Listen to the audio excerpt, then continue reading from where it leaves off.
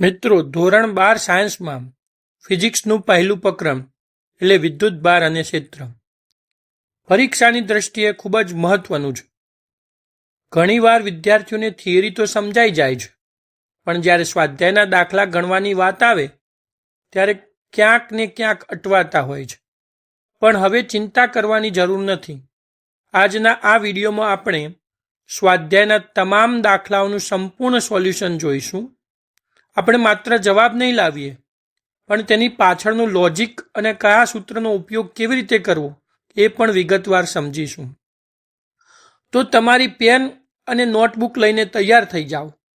જો તમે આ ચેનલ પર નવા હો તો અત્યારે જ જ્ઞાન ગ્રેવિટીને સબસ્ક્રાઇબ કરી લો અને બેલ આઇકન દબાવી દો, જેથી આવનારા તમારા તમામ ચેપ્ટરના સોલ્યુશન તમને મળતા રહે. ચાલો શરૂ કરીએ આજનો આ સ્પેશિયલ ક્લાસ વિદ્યુત ભાર અને ક્ષેત્ર.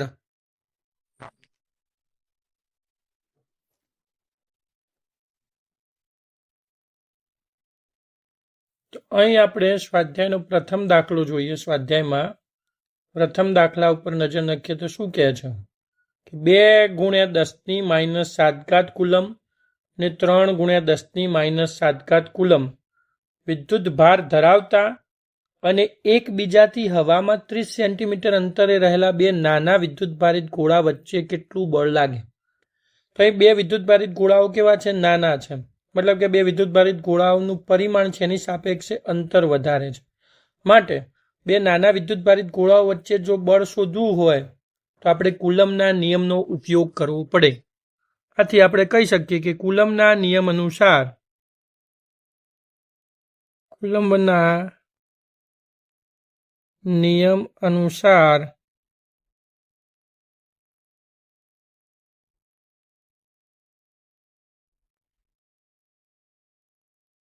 બે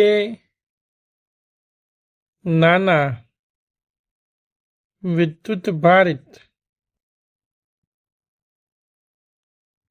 ગોળાઓ વચ્ચે લાગતું વિદ્યુત બળ F આપણે શોધવું છે, એનું સૂત્ર ભણી ગયા છે. વિદ્યુત બળ F બરાબર K Q1 Q2 divided by R². બરોબર છે, આટલું આપણને મળે F બરાબર. તો હવે આમાં કિંમતો મૂકીને સાદું રૂપ આપી દે એટલે આપણને તરત મળી જાય. K ની કિંમત કેટલી છે? 9 × 10⁹. Q1 કેટલા આપેલા છે? 2 × 10⁻⁷ ×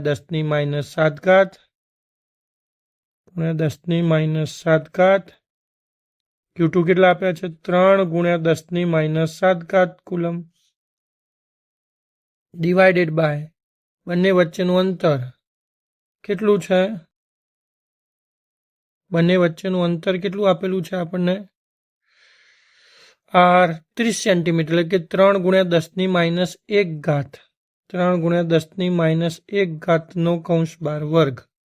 તો સાદું રૂપ આપીએ તો એ કેટલા થાય? 9 × 2 × 3 × 10⁹ -14 અને ડિવાઇડેડ બાય નીચે ગણીએ આપણે સાદું રૂપ આપીએ તો 3 નો વર્ગ 9 ને 10⁻². તો સાદું રૂપ આપીએ તો અહીં 9 9 જતા રહે સરળતાથી. 3 દુ 6 અને ઉપર કેટલા થયા? 11 - 14, એટલે આપણને આ -2 છે એ ઉપર જતા રહ્યા. -2 ઉપર જતા રહ્યા એટલે આપણે સરળતાથી અહીં લખી શકીએ 6 × 10⁻³ ન્યૂટન બળ લાગશે.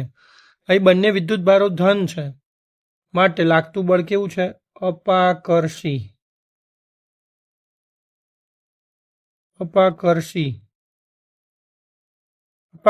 બળ લાગશે. બરોબર છે. તો આ એક સામાન્ય સમજ પહેલા દાખલાની થઈ ગઈ. હવે આપણે બીજા દાખલા પર જઈએ. અહીં શું કીધેલું છે કે 0.4 માઇક્રોકુલમ વિદ્યુત ભાર ધરાવતો આવો એક વિદ્યુત ભાર છે ધરાવતા એક નાના ગોળા પર -0.8 માઇક્રોકુલમ ધરાવતા નાના ગોળા વડે હવામાં લાગતું સ્થિત વિદ્યુત બળ એટલે કે આ ગોળા પર આ દિશામાં આકર્ષણ બળ F12.2 ન્યૂટનનું લગાડે છે. તો હવે બે વિદ્યુત ભારો વચ્ચેનું અંતર આપણે શોધવું છે તથા બીજા ગોળા પર પ્રથમ ગોળા વડે આ બીજો જે ગોળો છે એના પર પ્રથમ ગોળા વડે લાગતું બળ કેટલું હશે એ આપણે સમજવું છે. તો અહીં બે ગોળા વચ્ચે લાગતું બળ આપણે શોધવું હોય તો કુલમના નિયમ અનુસાર આપણે કહી શકીએ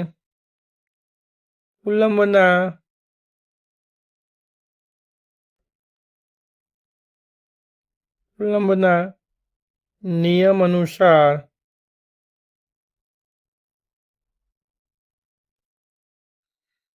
F12 is equal to Q1 Q2 divided by R square અને કુલમ અચળાંક K ખરો ને K Q1 Q2 divided by R square આ રીતે આપણે લખીએ F12 બરાબર K Q1 Q2 divided by R square.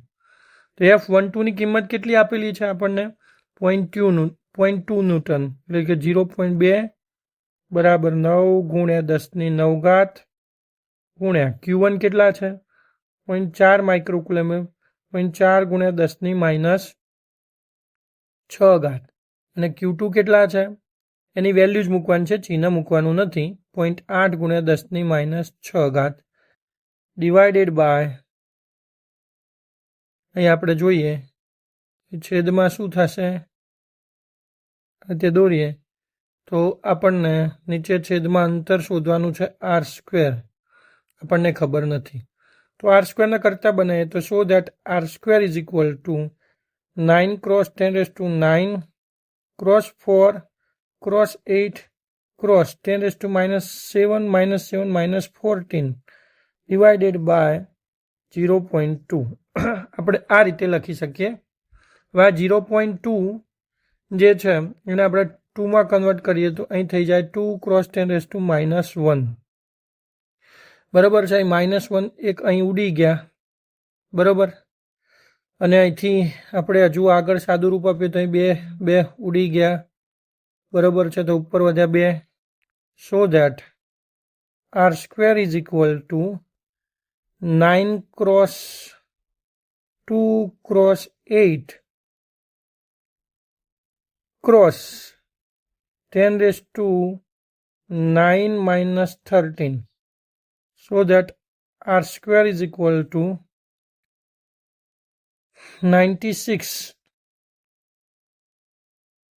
અહીં 96 નહીં કેટલા 9 દુ 18 ને 18 8 144 થશે ને તો અહીં આપણે લખી શકીએ 144 ગુણ્યા 10⁻9માંથી 13 જાય એટલે 4 10⁻4 9 4 13 તો સો દેટ આપણે લખી શકીએ R ઇઝ ઇક્વલ ટુ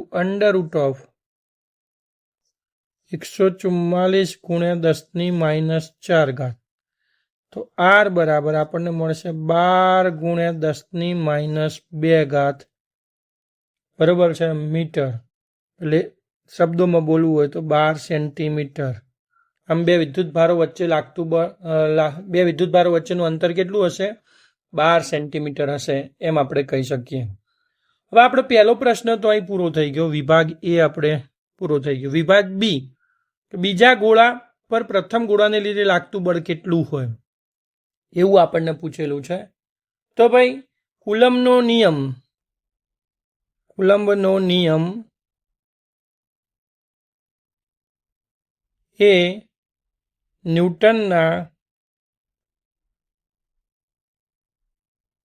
ગતિના ત્રીજા નિયમનું પાલન કરે છે. ત્રીજા નિયમનું પાલન કરતો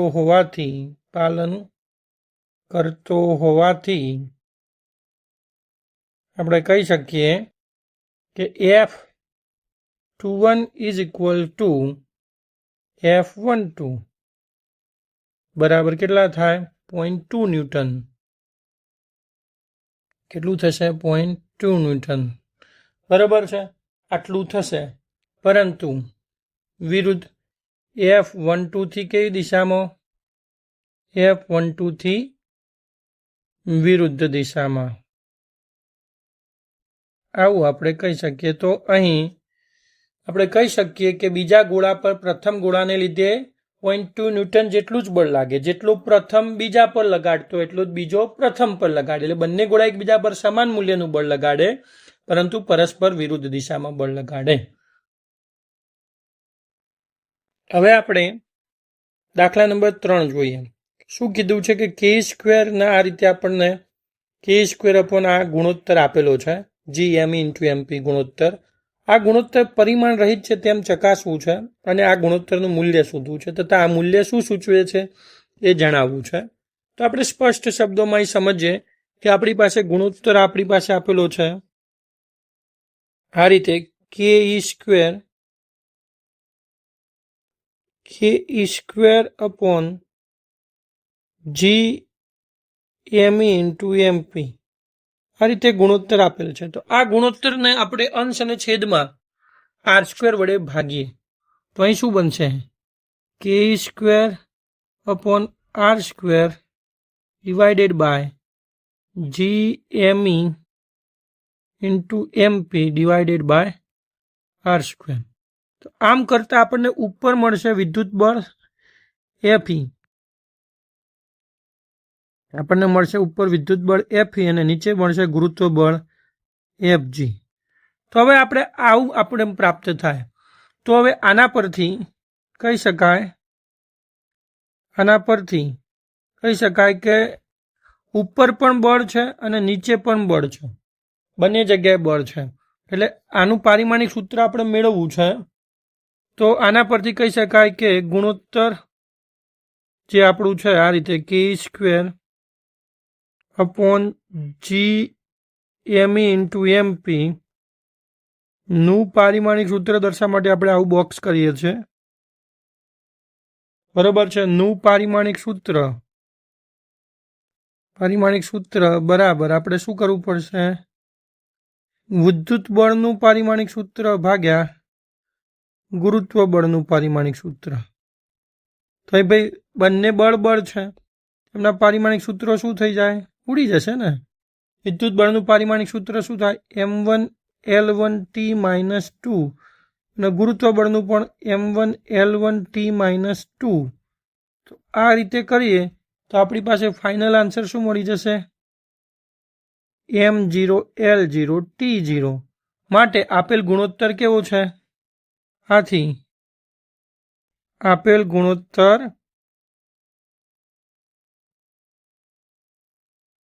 પરિમાણ રહિત છે એવું કહી શકીએ છીએ. પરિમાણ રહિત છે. બરાબર. હવે આગળ જોઈએ તો આ ગુણોત્તરનું મૂલ્ય શોધવું છે. એક બાબત આપણે પતી ગઈ, ગુણોત્તર પરિમાણ રહિત છે એ શોધ્યું. હવે ગુણોત્તરનું મૂલ્ય શોધવું છે. તો આપણને કે square upon GME into MP આનું મૂલ્ય શોધવું છે. કેનું મૂલ્ય થાય? 9 × 10⁹ E થાય 1.6 × 10⁻⁻⁹ વર્ગ. નીચે G એટલે ગુરુત્વાકર્ષણ સાર્વત્રિક અચળાંક 6.67 × 10⁻11. ઇલેક્ટ્રોનનું દળ છે આપણે કેટલું લઈએ છીએ? 9.1 × 10⁻31. આ મૂલ્ય યાદ રાખવાના બધા તમારે. અને એ જ રીતે પ્રોટોનનું દળ 1.67 × 10⁻27.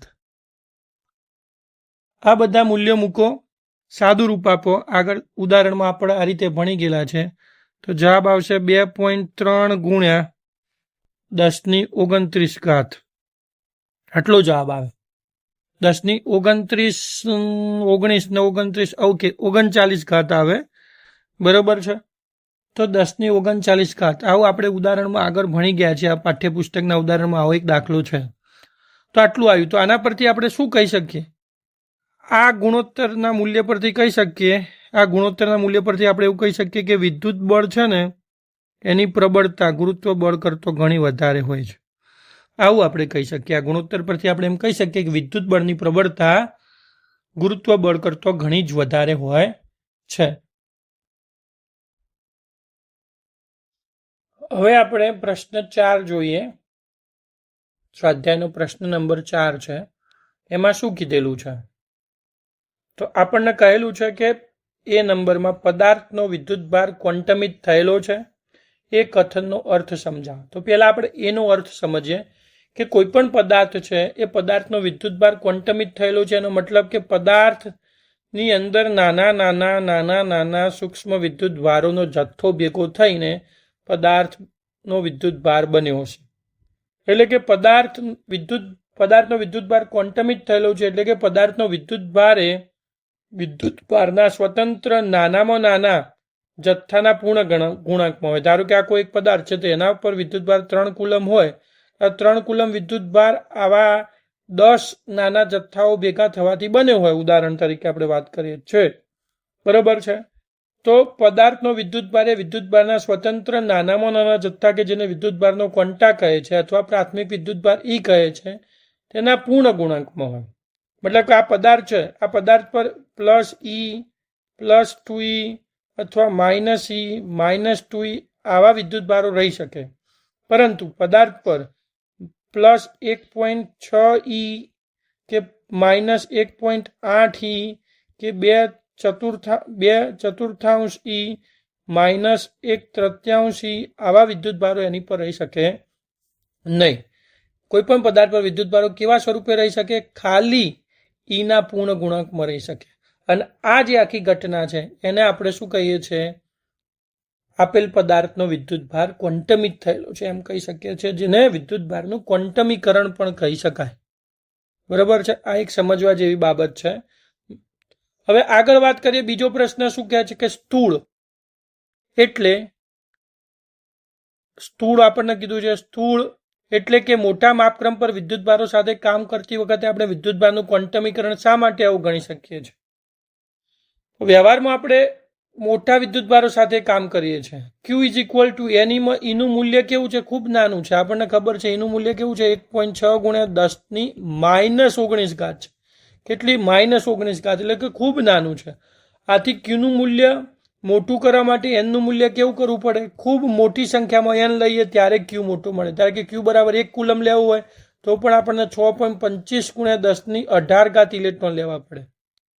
Q બરાબર 1 કુલમ વિદ્યુતભાર લેવો હોય તો આપણે કેટલા? 6.25 × 1018 ઇલેક્ટ્રોન, 18 આટલી બધી સંખ્યામાં ઇલેક્ટ્રોન લેવા પડે ત્યારે Qનું મૂલ્ય ખાલી 1 કુલમ થાય. બરોબર છે. એટલે કે આ મોટા વિદ્યુતભાર ધરાવતા પદાર્થો પાસે પુષ્કળ માત્રામાં ઇલેક્ટ્રોન કે પ્રોટોન હશે અને તે સમગ્ર પદાર્થમાં શું હશે? આખા પદાર્થમાં આ રીતે સતત પથરાયેલા હશે. બરોબર છે. પથરાયેલા હશે. એમાંથી થોડાક વિદ્યુતભારો આગા પાછા થાય તો આપણે એના લીધે આખા પદાર્થના વિદ્યુતભાર પર કોઈ મોટી અસર આવતી નથી. આથી આપણે વ્યવહારમાં જ્યારે મોટા પદાર્થો સાથે કામ કરીએ ત્યારે ક્વોન્ટમીકરણની અસરને આપણે અવગણીએ છીએ. પરંતુ ધારો કે કોઈ પરમાણુ છે, ધારો કે હાઇડ્રોજનનો પરમાણુ જેની પાસે એક જ ઇલેક્ટ્રોન છે અને એ નીકળી જાય તો હાઇડ્રોજનનો આયન બની જાય. માટે સૂક્ષ્મ સ્તરે વાત કરીએ તો ક્વોન્ટમીકરણ અગત્યનું છે, પણ સ્થૂળ સ્તરે વાત કરીએ તો ક્વોન્ટમીકરણ અઘરું છે. એક ઉદાહરણ સ્વરૂપે સમજો કે આખું આ એક મોટો ટ્રક છે. સમજો ને, ઉદાહરણ સ્વરૂપે આ એક ટ્રક છે. આ ટ્રક એ વિદ્યુત ભારિત પદાર્થ છે. આ ટ્રક શું છે? વિદ્યુત ભારિત પદાર્થ છે. અને આ ટ્રક ખાંડથી ભરેલો છે અને ખાંડનો એક દાણો 1 ઇલેક્ટ્રોન છે. તો શું આ ટ્રકમાંથી 200 ખાંડના દાણા નીકળી જાય તો આ ટ્રકમાં વિદ્યુતભાર ઘટી જાય? આખો ટ્રક ભરેલો છે ખાંડથી, એમાંથી 200-300 ખાંડના દાણા નીચે પડી જાય કે ટ્રકમાંથી બહાર નીકળી જાય તો ટ્રકની અંદર ખાંડના દાણાઓમાં કંઈ મોટો ફેરફાર ઉદ્ભવતો નથી. આપણે એને અવગણીએ છીએ. એટલા દાણાઓથી ટ્રકના અંદર રહેલા ખાંડના જથ્થામાં કંઈ લાંબો ફરક પડતો નથી. આવું જ વ્યવહારમાં પણ છે કે પદાર્થો પાસે ખૂબ મોટા પ્રમાણમાં ઇલેક્ટ્રોન કે પ્રોટોન છે. એમાંથી થોડાક ઇલેક્ટ્રોન પ્રોટોન જતા રહે તો પદાર્થના વિદ્યુતભાર પર સીધી કોઈ મોટી અસર થતી નથી. આથી સ્થૂળ સ્તરે આપણે આવી ઘટનાઓને અવગણીએ છીએ, એટલે કે વિદ્યુતભારના ક્વોન્ટમીકરણને અવગણીએ છીએ, જ્યારે સૂક્ષ્મ સ્તરે વિદ્યુતભારના ક્વોન્ટમીકરણને આપણે ધ્યાનમાં લઈએ છીએ.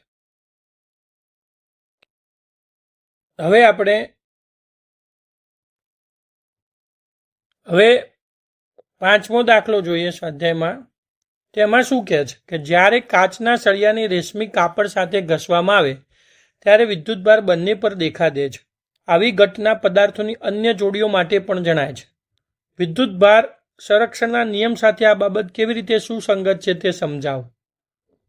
તો અહીં આપણે જોઈએ પ્રારંભમાં કાચનો સળિયો અને રેશમનું કાપડ બંને અલગ અલગ છે, એકબીજા સાથે આપણે ઘસ્યા નથી. તે બંને કેવા છે? વિદ્યુતની દ્રષ્ટિએ તટસ્થ છે. આથી બંને કાચનો સળિયો અને રેશમના કાપડથી બનતું જે તંત્ર છે, તંત્રનો શરૂઆતનો વિદ્યુતભાર ક્યુ ઇનિશિયલ QI કેવો છે? 0 છે. હવે કાચના સળિયાને રેશમના કાપડ સાથે ઘસીએ, એટલે કે ઘર્ષણ બાદ ઘસતા કાચનો જે સળિયો છે એ ઇલેક્ટ્રોન ગુમાવી ધન વીજભારિત બને છે, અને જેટલા ઇલેક્ટ્રોન કાચનો સળિયો ગુમાવે છે તેટલા જ ઇલેક્ટ્રોન મેળવી રેશમનું કાપડ શું થાય છે? ઋણ વિદ્યુતભારિત બને છે. આથી ઘર્ષણ બાદ તંત્રનો કુલ વિદ્યુતભાર કેટલો થયો? ધારો કે કાચનો સળિયો +Q જેટલો ધન વીજભારિત થયો અને રેશમનું કાપડ -Q જેટલો વિદ્યુતભારિત થયો. તો ઘર્ષણની પ્રક્રિયા બાદ પણ તંત્રનો અંતિમ વિદ્યુતભાર તંત્રનો કુલ અંતિમ વિદ્યુતભાર QF Q ફાઇનલ કેટલો થયો? +Q + -Q બરાબર 0 થાય છે. તો આમ કહી શકીએ કે શરૂઆતમાં જેટલો તંત્રનો વિદ્યુતભાર હતો એટલો જ પ્રક્રિયાને અંતે પણ તંત્રનો વિદ્યુતભાર છે. આમ સમગ્ર પ્રક્રિયાને અંતે વિદ્યુતભારનો કુલ જથ્થો કેવો રહે છે? અચળ રહે છે, જેથી આપેલ બાબત વિદ્યુતભારના સંરક્ષણના નિયમને સુસંગત છે તેમ કહી શકાય. એટલે કે આ ઉદાહરણ વિદ્યુતભારના નિયમને સુસંગત છે એમ કહી શકાય.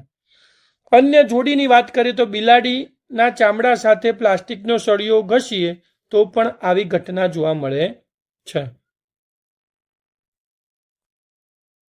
હવે આપણે ઉદાહરણ દાખલા નંબર 6 જોઈએ સ્વાધ્યાયનો.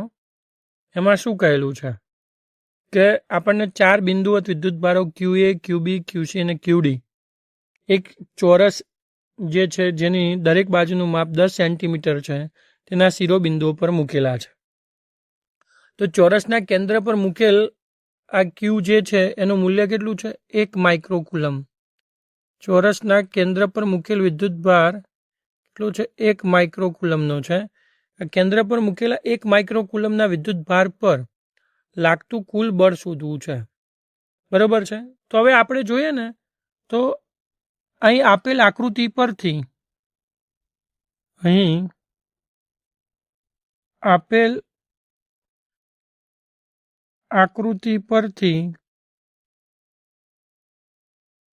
સમાન મૂલ્યના અને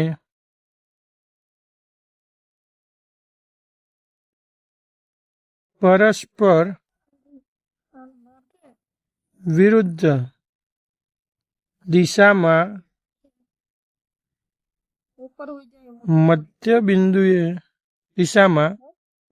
મધ્ય બિંદુએ રહેલા વિદ્યુતભાર પર લાગતા બળોની 2 જોડ મળે છે. પહેલી જોડ છે FA + FC, જેનો સરવાળો કેવો થાય? 0 થાય, કારણ કે FA જેટલા મૂલ્યનું છે એટલા જ મૂલ્યનું FC પણ છે. એટલે કે FA અને FC બળોનો સરવાળો કેવો થશે? 0 થશે. બરાબર છે. FA અને FC સમાન મૂલ્યના અને પરસ્પર વિરુદ્ધ દિશામાં હશે. આ એક જોડ થઈ. બરાબર છે. આ રીતે બીજી જોડ જોઈએ તો બીજી જોડ છે આપણી પાસે FB + FD બરાબર 0. આના નામ આપીશું સમીકરણ નંબર 2. આપણે આકૃતિ પરથી આ કહી શકીએ ને કે ભાઈ અહીં FA જેટલું અપાકર્ષણ બળ અહીં લાગે એટલું જ અપાકર્ષણ આ બાજુથી વિરુદ્ધ દિશામાં લાગે, એટલે FC અને FA એકબીજાની અસર નાબૂદ કરે. એ જ રીતે અહીંથી જેટલું આકર્ષણ બળ QB દ્વારા લાગે એટલું જ વિરુદ્ધ દિશામાં આકર્ષણ બળ FD દ્વારા લાગે મધ્ય કેન્દ્ર પર રહેલા વિદ્યુતભાર પર. તો એ બંને પણ એકબીજાની અસર નાબૂદ કરે. તો આમ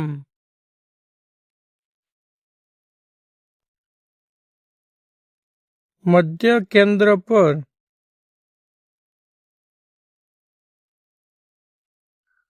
રહેલા વિદ્યુતભાર પર લાગતું કુલ બળ એફ બરાબર બધા બળોનો સદિશ સરવાળો F A plus F B plus F C plus F D. શેના આધારે આ થયું? તો વિદ્યુત બળ માટેના સંપાતપણાના સિદ્ધાંતને આધારે. સંપાતપણાના સિદ્ધાંત પરથી આપણે કહી શકીએ કે અહીં મળતું કુલ બળ કેવું થાય? બધા બળોના સ્વતંત્ર સદિશ સરવાળા જેટલું થાય. તો આને આપણે આ રીતે પણ લખી શકીએ F A plus F C બરાબર plus F B plus F D. આ રીતે પણ લખી શકીએ ક્રમ આડો અવરો કરીએ તો F A plus S C એટલે 0 પ્લસ 0. તો મધ્ય કેન્દ્ર પર રહેલા વિદ્યુત ભાર પર લાગતું કુલ બળ કેટલું થાય? 0 ન્યૂટન થાય. આ આપણો જવાબ થઈ ગયો. બરાબર, ખૂબ સરળ સ્વરૂપે આપણે સમજી ગયા. હવે 7મો દાખલો જોઈએ. એમાં શું કીધું છે? સ્થિત વિદ્યુત ક્ષેત્ર રેખા એ સળંગ વક્ર છે, એટલે કે ક્ષેત્ર રેખાને અચાનક ભંગાણો ન હોઈ શકે. આવું શા માટે? તો વિદ્યુત ક્ષેત્રના સમગ્ર વિસ્તારમાં વિદ્યુત ક્ષેત્ર રેખાઓ આવેલી હોય છે. વિદ્યુત ભારનું વિદ્યુત ક્ષેત્ર ક્રમશઃ વિદ્યુત ભારથી દૂર જતા સતત ઘટતું જાય છે અને અનંત અંતરે શૂન્ય થાય છે. વિદ્યુત ક્ષેત્ર એકાએક કોઈ બિંદુએ શૂન્ય થઈ જતું નથી. આ કારણથી ક્ષેત્રરેખાને અચાનક ભંગાણું ન હોઈ શકે, તે સતત વક્ર રચે. આવું આપણે કહી શકીએ. આપણે એક ઉદાહરણથી આ બાબત સમજીએ. ઉદાહરણમાં આપણે સમજીએ કે ભાઈ અહીં એક આપણે ખાલી અત્યારે સમજ માટે સમજીએ કે અહીં આપણી પાસે આવો એક ઉદ્ગમ વિદ્યુત ભાર છે અને આ ઉદ્ગમ વિદ્યુત ભારની બાજુમાં આવો એક આપણે પરીક્ષણ વિદ્યુત ભાર મૂક્યો. ધારો કે અહીં પરીક્ષણ વિદ્યુત ભાર મૂક્યો.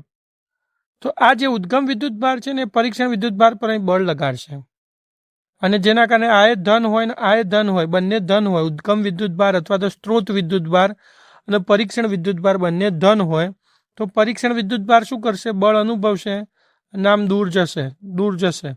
પણ એવું સતત આમ બળ અનુભવશે એમ દૂર જશે. જેમ વધુ દૂર જાય એમ બળની અસર ઘટતી જાય. પણ એવું ના થાય કે આ પરીક્ષણ વિદ્યુત ભાર છે એ અહીં હોય ત્યારે બળ અનુભવે ને પછી અહીં આવે એટલે બળ ન અનુભવે. એ સતત બળ તો અનુભવે જ. આ ઉદ્ગમ વિદ્યુત ભાર જે છે, સ્ત્રોત વિદ્યુત ભાર છે, એના દ્વારા એ સતત બળ અનુભવતો જ રહે. અને કેમ બળ સતત અનુભવતો રહે? તો એ વિદ્યુત ક્ષેત્રના કારણે જ અનુભવતો રહે. અને જો વિદ્યુત ક્ષેત્ર સતત ના હોત, વિદ્યુત ક્ષેત્ર એવું હોત કે અહીંથી અહીં સુધી લાગે ને પછી આટલા ભાગમાં વિદ્યુત ક્ષેત્ર ના લાગે ને પછી અહીં લાગે, તો આટલા ભાગમાં એ કેવો હોત? મુક્ત હોત. તો અહીં ના રહેત. એને ફરવું એમ ફરી એકાદ, આ ભાગમાં આડો અવરો ગમે તેમ ફરી એકાદ, પણ એ ફરી શકતો નથી. એ હંમેશા આ વિદ્યુત ક્ષેત્રની દિશામાં જ આગળ ગતિ કરે જાય છે. એનો મતલબ એ છે કે વિદ્યુત ક્ષેત્ર ક્યાંય ભંગાણ અનુભવતું નથી. એ સતત એના પર લાગતું રહે છે અને આથી એ સતત વિદ્યુત ક્ષેત્રની દિશામાં બળ અનુભવી ગતિ કરતો જાય છે. બરોબર છે. હવે દાખલા તરીકે એવું થાય કે આ ધન વીજભાર હતો, એટલે એક ઋણ વીજભાર આવી ગયો બાજુમાં. તો ઋણ વીજભાર આવી ગયો તો હવે વિદ્યુત ક્ષેત્ર કેવું થાય? તો હવે આ જે પરીક્ષણ વિદ્યુત ભાર છે એને અહીં બરોબર મિડલમાં મૂકીએ તો એ બળ અનુભવે. આ ધન વિદ્યુત ભાર છે, બળ અનુભવે. આ ધન વિદ્યુત ભાર છે અને આ ઋણ વિદ્યુત ભાર છે. તો ધન વિદ્યુત ભાર શું કરશે? એના અપાકર્ષે એટલે આમ જશે. ધન વિદ્યુત ભાર એના પર અપાકર્ષણ બળ લગાડશે એટલે આમ ગતિ કરશે. ઋણ વિદ્યુત ભાર એના પર આકર્ષણ બળ લગાડશે એટલે આ સતત આમ ગતિ કરે જશે. આ રીતે. બરોબર છે. હવે ધારો કે આ થોડો કંઈ ઉપર મૂક્યો હોય તો આ ધન વિદ્યુત ભાર છે એ આના આમ ધક્કો મારશે અને આ ઋણ વિદ્યુત ભાર છે એને આમ ખેંચશે પોતાની તરફ, પોતાના કેન્દ્ર તરફ. એટલે હવે આ વિદ્યુત ભાર છે એ કેવો થશે? આમ સતત આ રીતે અહીંથી નીકળીને આમ ગતિ કરતો આ રીતે ગતિ કરીને આના કેન્દ્રમાં આવશે. મતલબ કે આ રીતે વિદ્યુત ક્ષેત્ર રચાશે. વિદ્યુત ક્ષેત્ર રેખા આ રીતે સતત રચાશે. એવું નહીં થાય કે વચ્ચે ક્યાંય વિદ્યુત ભાર આ માર્ગે ગતિ કરશે, વક્રાકાર માર્ગે. આ રીતે વિદ્યુત ભાર આમ ગતિ કરશે અહીંથી વક્રાકાર માર્ગે. એવું નહીં થાય કે અહીંથી આવે પછી અચાનક જમ્પ મારી ઉપર જતો રહ્યો પછી નીચે આવ્યો. એવું બનશે નહીં, કારણ કે વિદ્યુત ક્ષેત્ર રેખા કેવી હશે? સળંગ હશે. એના પર સતત બળ લાગશે અને સતત બળની દિશામાં ગતિ કરશે. એટલે કે વિદ્યુત ક્ષેત્ર રેખા સતત હોય છે, વચ્ચે આવા અચાનક ભંગાણો સર્જાતા નથી, એમ કહી શકાય. બરોબર છે. તો આ સમજ તમને મળી ગઈ. એટલે કે સતત છે વિદ્યુત ક્ષેત્ર, સતત છે. જો એક જ વિદ્યુત ભાર હોય વચ્ચે કોઈ ઋણ વિદ્યુત ભાર ના આવતો હોય તો એ વિદ્યુત ભારમાંથી નીકળતી વિદ્યુત ક્ષેત્ર રેખા અનંત અંતર સુધી હોય. જો ધન હોય તો ઋણ હોય તો અનંત અંતરેથી વિદ્યુત ક્ષેત્ર આવીને એ વિદ્યુત ભારની અંદર સમાય. તો આ સામાન્ય બાબત થઈ. બીજો પ્રશ્ન છે કે બે ક્ષેત્ર રેખાઓ કદાપી એકબીજાને છેદતી નથી. સમજાવ.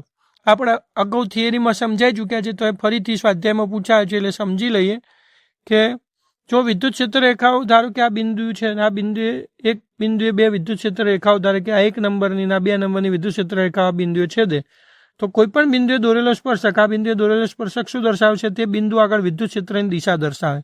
એમ અહીં બિંદુએ બે સ્પર્શકો મળશે આપણને, એક આ દિશામાંનો સ્પર્શક ને આ દિશામાંનો સ્પર્શક. તો હવે આપણા માટે કન્ફ્યુઝન થાય આ બિંદુ આગળ કે વિદ્યુત ક્ષેત્રની દિશા ખરેખર કઈ હશે? આ દિશામાં વિદ્યુત ક્ષેત્ર હશે કે આ દિશામાં વિદ્યુત ક્ષેત્ર હશે? આપણે નક્કી ન કરી શકીએ ચોકસાઈથી કે વિદ્યુત ક્ષેત્રની સાચી દિશા કઈ. માટે આપણને એક જ બિંદુએ એક સાથે એકથી વધુ દિશામાં વિદ્યુત ક્ષેત્ર ન હોઈ શકે, અને આ કારણોસર આપણે કહી શકીએ કે વિદ્યુત ક્ષેત્ર રેખાઓ કદાપી એકબીજાને છેદતી નથી. હવે આપણે દાખલા નંબર 8 જોઈએ. એમાં શું કીધું છે કે બે બિંદુવત વિદ્યુત ભારો QA બરાબર 3 માઇક્રોકુલમ અને QB બરાબર -3 માઇક્રોકુલમ એકબીજાથી શૂન્યાવકાશમાં 20 સેન્ટીમીટર દૂર રહેલા છે. આ રીતે એકબીજાથી શૂન્યાવકાશમાં 20 સેન્ટીમીટર દૂર રહેલા છે. અંતર આર આપણને 2 × 10⁻1 મીટર આપેલ છે. તો બે વિદ્યુત ભારોને જોડતી રેખા ABનું મધ્યબિંદુ, આટલા મધ્યબિંદુ આગળ વિદ્યુત ક્ષેત્ર કેટલું હશે તે શોધવું છે. તો આપણે લખી શકીએ કે આ જે મધ્યબિંદુ છે એના નામ આપીએ O. તો આપણે લખી શકીએ કે બિંદુ O પાસે કુલ વિદ્યુત ક્ષેત્ર કેટલું થશે? તો અહીં તમે જુઓ, બિંદુ O પાસે કુલ વિદ્યુત ક્ષેત્ર કેટલું થાય? તો અહીંથી આ અંતર 10 સેન્ટીમીટર, અહીંથી આ અંતર 10 સેન્ટીમીટર. આ કેવો વિદ્યુત ભાર છે? આ ધન વીજભાર છે અને આ ઋણ વીજભાર છે. તો આ ધન વીજભારનું વિદ્યુત ક્ષેત્ર આ દિશામાં EA મળશે અને ઋણનું પણ એ જ દિશામાં EB મળશે. તો બિંદુ O આગળ વિદ્યુત ક્ષેત્રનો સરવાળો થશે. એટલે આપણને કહી શકીએ કે બિંદુ O આગળ મળતું પાસે કુલ વિદ્યુત ક્ષેત્ર E બરાબર EA પ્લસ EB આવું થશે. બંને વિદ્યુત ક્ષેત્રના મૂલ્યોનો સરવાળો થશે. બીજી વસ્તુ કે ભાઈ અહીં બંને વિદ્યુત ભારોના મૂલ્યો કેવા છે? સમાન છે. 3 માઇક્રોકુલમ સમાન મૂલ્યના વિદ્યુત ભારો છે. કેટલા છે? 3 માઇક્રોકુલમ. એક ધન છે ને એક ઋણ છે, પણ મૂલ્ય તો બંનેના સમાન છે. મૂલ્ય સમાન છે, અંતર સમાન છે. અહીંથી 10 સેન્ટીમીટર અંતર છે ને અહીંથી આ અંતર 10 સેન્ટીમીટર છે. મતલબ મૂલ્ય સમાન છે અને અંતર પણ સમાન છે, તો વિદ્યુત ક્ષેત્ર પણ સમાન થાય. આથી આપણે લખી શકાય ડાયરેક્ટ 2EA આવું લખી શકાય. લખવું એટલે લખી શકાય EA બરાબર EB થાય. કેમ થાય એ મેં તમને દર્શાવી દીધેલું છે આપેલ વિગત પરથી આપણે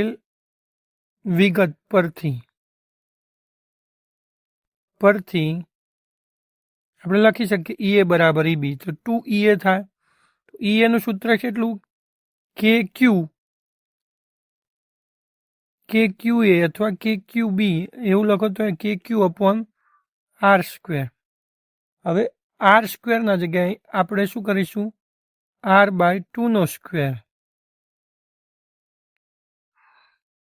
અથવા તો R' કહીએ. આ જે નવું અંતર છે એનું નામ આપી દઈએ R'. તો R'² આપણે આપણી રીતે ખાલી સાદું રૂપ આપવાનું છે. તો આવું કરી શકીએ. સો ધેટ E બરાબર આપણને કેટલું મળી જશે? E બરાબર 2 આપણે ડાયરેક્ટ લખીએ. E બરાબર આપણને મળશે વિદ્યુત ક્ષેત્ર E બરાબર 2 × 9 × 10⁹ ગુણ્યા QA કેટલા છે? 3 માઇક્રોકુલમ, એટલે 3 × 10⁻6 coulomb divided by R dash એટલે કે 10 સેન્ટીમીટર છે કે 10 ગુણ્યા 10⁻², નો વર્ગ. આનું સાદું રૂપ આપીએ ખૂબ સરળતાથી તો 3 દુ 6, 6 ગુણ્યા 9, 9 છંગ 54 અને 10⁻³ ઉપર વધ્યા 6 9 - 6 એટલે અને નીચે વધ્યા 10⁻1, 10⁻1 થઈ ગયા. અહીંથી જોઈએ તો અહીં નજર નાખીએ તો 10, 10⁻1 વર્ગ 10⁻2 એટલે આપણા આન્સરમાં આ રીતે લખીએ કે ઇઝ ઇક્વલ ટુ 9 છંગ 54 ગુણ્યા 10⁵. બરાબર છે. આટલો આપણને જવાબ મળશે 54 ગુણ્યા 10⁵. આપણે આને આગળ લખીએ તો આ રીતે લખી શકાય is equal two 5.4 cross 10⁶ newton પર કુલમ. કઈ દિશામાં મળશે તો વિદ્યુત ભાર એ થી વિદ્યુત ભાર બી તરફની દિશામાં એટલે કે એ થી બી તરફની દિશામાં એથી બી તરફની દિશામાં એવું લખી શકીએ આપણે. બરાબર છે. હવે આગળ વાત કરીએ ભાગ બી. એ ભાગ પૂરો કર્યો આપણે. હવે બીમાં શું કહે છે કે જો અહીં આપણે આ જે બિંદુ છે આ બિંદુ આગળ આપણે કોઈ એક પરીક્ષણ વિદ્યુત ભાર મૂકી દઈએ કે જેનું મૂલ્ય કેટલું છે 1.5 ગુણ્યા 10⁻19 -9 મૂકી દઈએ તો તે બિંદુ પર કેટલું બળ લાગે. તો વિભાગ બી ઓ બિંદુ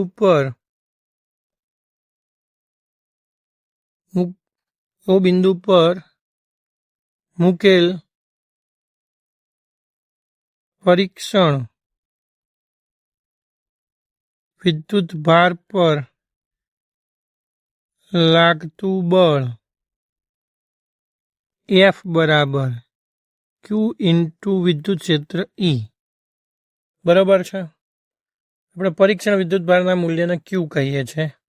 તો એ કેટલું છે 1.5 ગુણ્યા 10⁻9 ગુણ્યા કેટલા છે 5.4 ગુણ્યા 10⁶ આપણો છે. તો 15 ગુણ્યા 54 એટલે 810 કરીને સમથિંગ ખાય તો જવાબ આપણો આવશે. આનો ગુણાકાર કરીએ તો 8.1 ગુણ્યા 10⁻³ ન્યૂટન.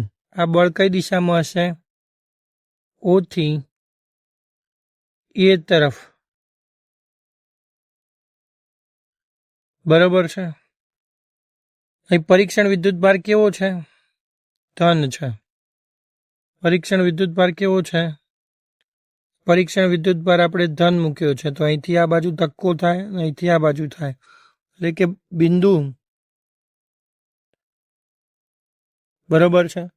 એટલે અહીં આપણે કેવો વિદ્યુત ભાર મૂકેલો છે ઋણ વિદ્યુત ભાર મૂક્યો સોરી અહીં કેવો ઋણ વિદ્યુત ભાર મૂક્યો છે. આ ઋણ વિદ્યુત ભાર એટલે આ ઋણ વિદ્યુત ભાર અને આ બાજુ ધક્કો મારે અને આ ધન વિદ્યુત ભાર આ બાજુ ખેંચે એટલે એની દિશા કેવી થાય ઓથી એ તરફ. બિંદુ ઓથી એ તરફ પરિણામી બળ લાગે. તો આ રીતે આપણો દાખલો પૂરો થયો. હવે 9મો દાખલો જોઈએ. એમાં શું કીધું છે કે એક તંત્રમાં બે વિદ્યુત ભારો આપણને આપેલા છે. એક છે 2.5 ગુણ્યા 10⁻7 અને બીજો છે -2.5 ગુણ્યા 10⁻7. અનુક્રમે ઝેડ અક્ષ પર 0, 0, 15 સેન્ટીમીટર અને 0, 0, -15 0, 0, -15 સેન્ટીમીટર અને 0, 0, 15 સેન્ટીમીટર બિંદુએ રહેલા છે. તો તંત્રનો કુલ વિદ્યુત ભાર અને વિદ્યુત ડાયપોલ શોધો. તો અહીં ક્યુએ આપણને કેટલા આપેલા છે 2.5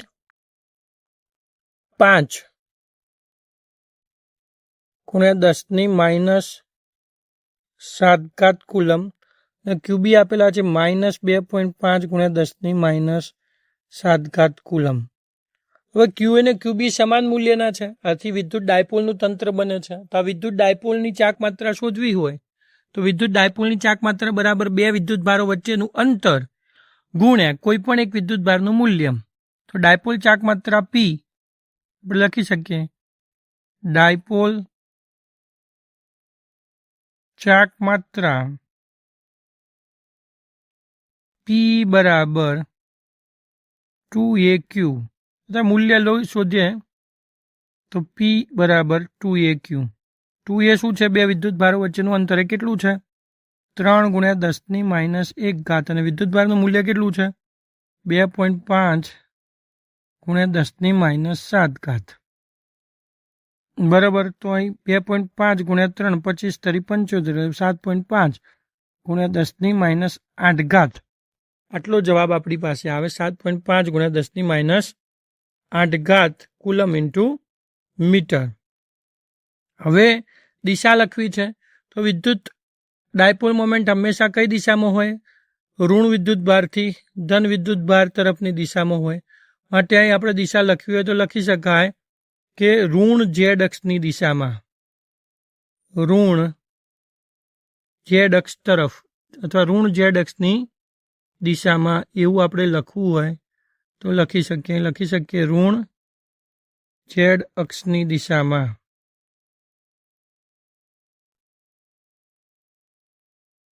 આ રીતે આપણે જવાબ લાવીએ તો આ રીતે આપણને ડાયપોલ મોમેન્ટ કેટલી મળી ગઈ? જવાબ મળી ગયો 7.5 × 10⁻8 કુલમ ઇન્ટુ મીટર. કઈ દિશામાં? ઋણ ઝેડ અક્ષની દિશામાં, એટલે કે ઋણ વિદ્યુતભારથી ધન વિદ્યુતભાર તરફની દિશામાં. તો અહીં આપણને 10મો દાખલો જોઈએ. તેમાં કીધું છે 4 × 10⁻9 કુલમ ઇન્ટુ મીટરની ડાયપોલ ચાક માત્રા ધરાવતી એક વિદ્યુત ડાયપોલ 5 × 10⁴ ન્યૂટન પ્રતિ કુલમનું માન ધરાવતા સમાન વિદ્યુત ક્ષેત્ર સાથે 30° કોણે રહેલી છે. તો આ ડાયપોલ પર લાગતા ટોર્કનું માન શોધો. ટોર્કનું મૂલ્ય શોધવું છે. તો આપણે કહી શકીએ ડાયપોલ પર લાગતા ટોર્કનું મૂલ્ય આપણે સૂત્ર લખી શકીએ. ટોર્ક ટાઉ બરાબર PE sin θ. તો P ની વેલ્યુ કેટલી છે? 4 × 10⁻9.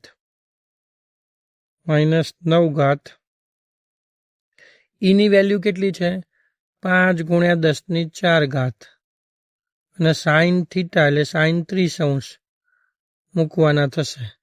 તો અહીં આપણી પાસે આન્સર આવશે 4 × 10⁻9. 5 ચોક 20 કરી દઈએ. 20 10⁻9 માંથી 4 જાય એટલે 10⁻5 અને સાઇન 30° એટલે 1/3.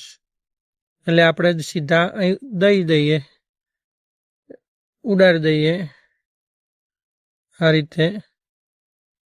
તો અહીં ઉડી ગયા, અહીં વધ્યા 10.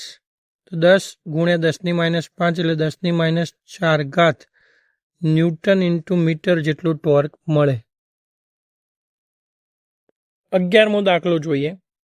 તો શું કીધું છે કે ઊન સાથે ઘસેલા એક પોલિથીન ટુકડા પર 3 × 10⁻7 કુલમ ઋણ વિદ્યુતભાર છે. તો પોલિથીનના ટુકડા પર કેટલો વિદ્યુતભાર છે? 3 × 10⁻7 કુલમ ઋણ વિદ્યુતભાર છે. તો સ્થાનાંતરિત થયેલ ઇલેક્ટ્રોનની સંખ્યા શોધો. તો અહીં આપણી પાસે Q બરાબર કેટલા છે? 3 × -3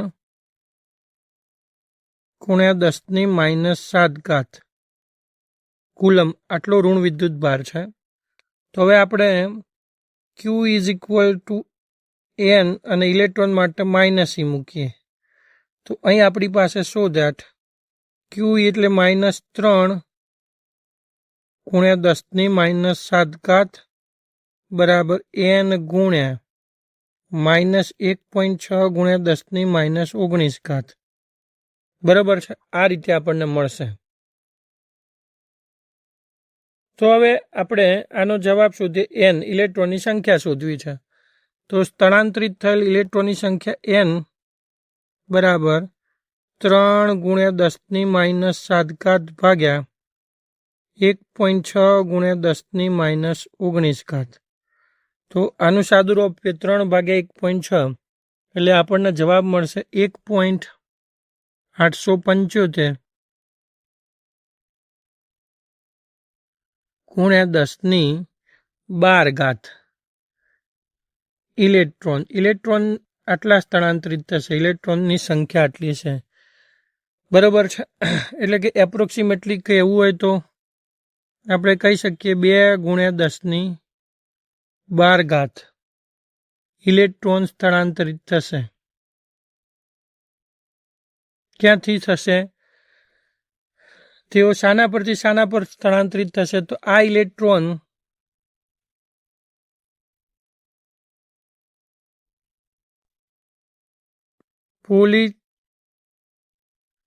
પોલિથીન પર શું બને છે? ઊન સાથે એક પોલિથીનનો ઘસેલા એક પોલિથીનથી આ ઇલેક્ટ્રોન ઊન પરથી પોલિથીન પર, ઊન પરથી પોલિથીન પર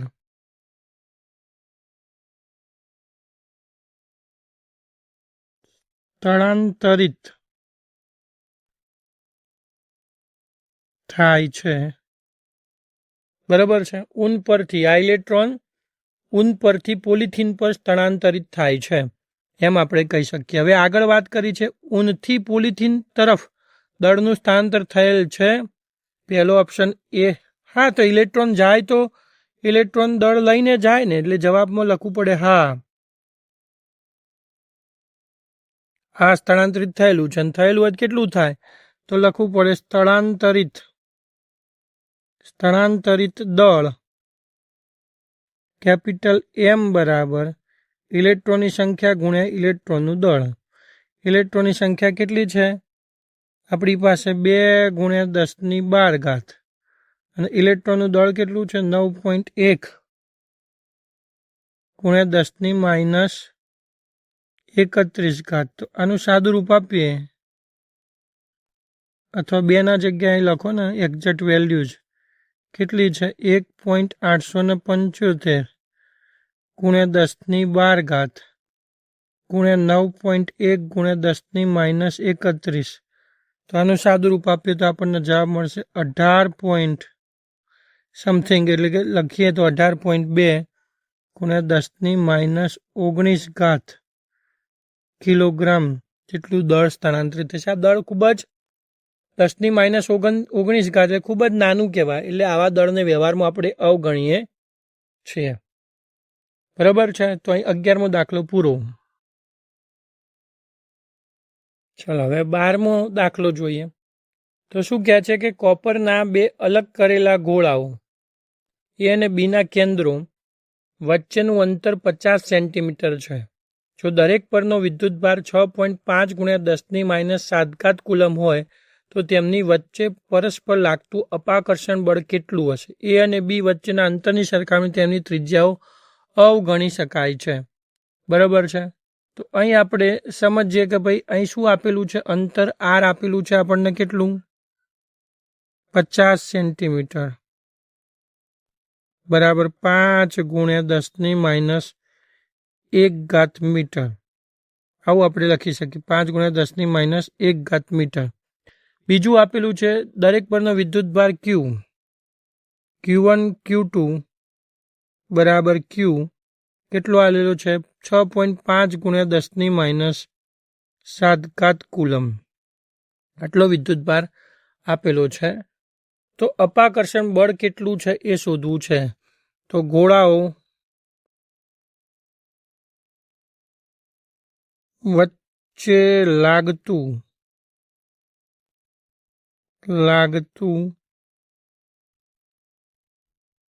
અપાકર્ષણ બળ F બરાબર આપણે લખી શકીએ કે Q1 Q2 બરાબર Q1 Q2 બે ગોળાઓ Q1 Q2 તો QA QB કહો ને, ગોળા A માટેનો વિદ્યુતભાર QA અને ગોળા B માટેનો QB upon R². તો કિંમત મૂકીએ તો કેટલા થાય? 9 × 10⁻9 ગુણ્યા QA અને QB ની વેલ્યુ તો સેમ જ છે, એટલે 6.5 × 10⁻7 ઘાતનો વર્ગ ના છેદમાં આપણે અંતર છે 5 × 10⁻1 ઘાત નો વર્ગ, બરાબર છે. આ રીતે આપણને મળે. તો હવે આનું સાદુરૂપ આપીએ, બરાબર. તો આ કેટલા થયા? 9 ગુણ્યા 6.5, 65નો વર્ગ કેટલો થાય? 25 ને 7 સંગ 42 એટલે 42 25 એટલે 42.25 એટલે આ થયા 42.25, બરાબર છે. અને અહીં થયા 9 ને 7 દુ 14 એટલે 10⁻5 અને ડિવિઝનમાં થયા 5નો વર્ગ 25 ગુણ્યા 10⁻2, બરાબર છે. અહીંથી આપણે આ ઉડાડી દઈએ તો ઉપર કેટલા વધ્યા? 10⁻3 એટલે કે 9 ગુણ્યા 42.25 ભાગ્યા 25 ગુણ્યા 10⁻3.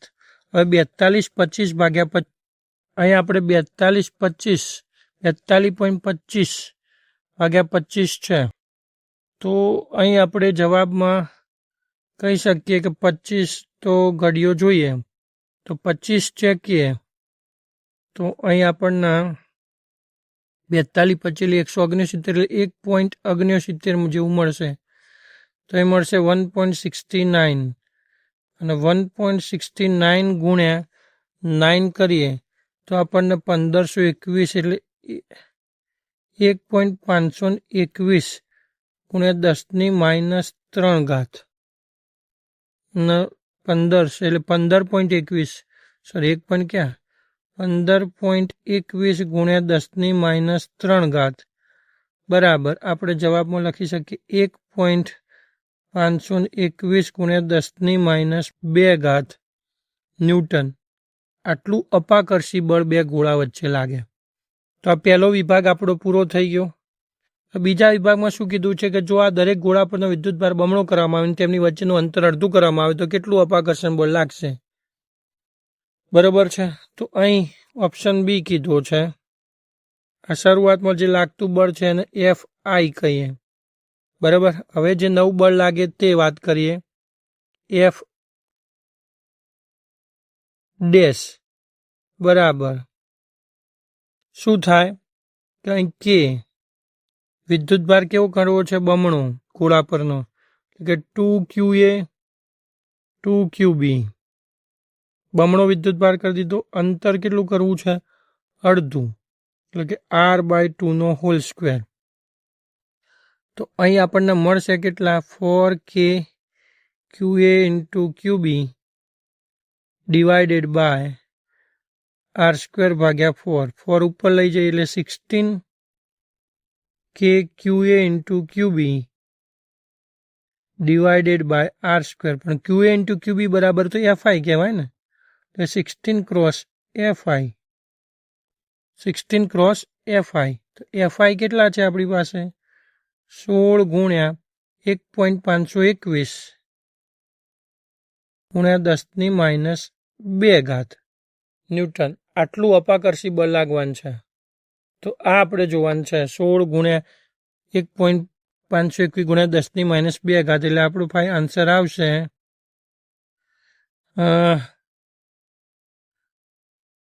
2.4 જેવું કંઈક આન્સર આવશે. 16 ગુણ્યા તો 10⁻2 કાઢી નાખીએ તો 0.16 ગુણ્યા 1.521 કરીએ તો આપણી પાસે આન્સર આવશે 0.24 ન્યૂટન. આટલું અપાકર્ષી બળ લાગશે.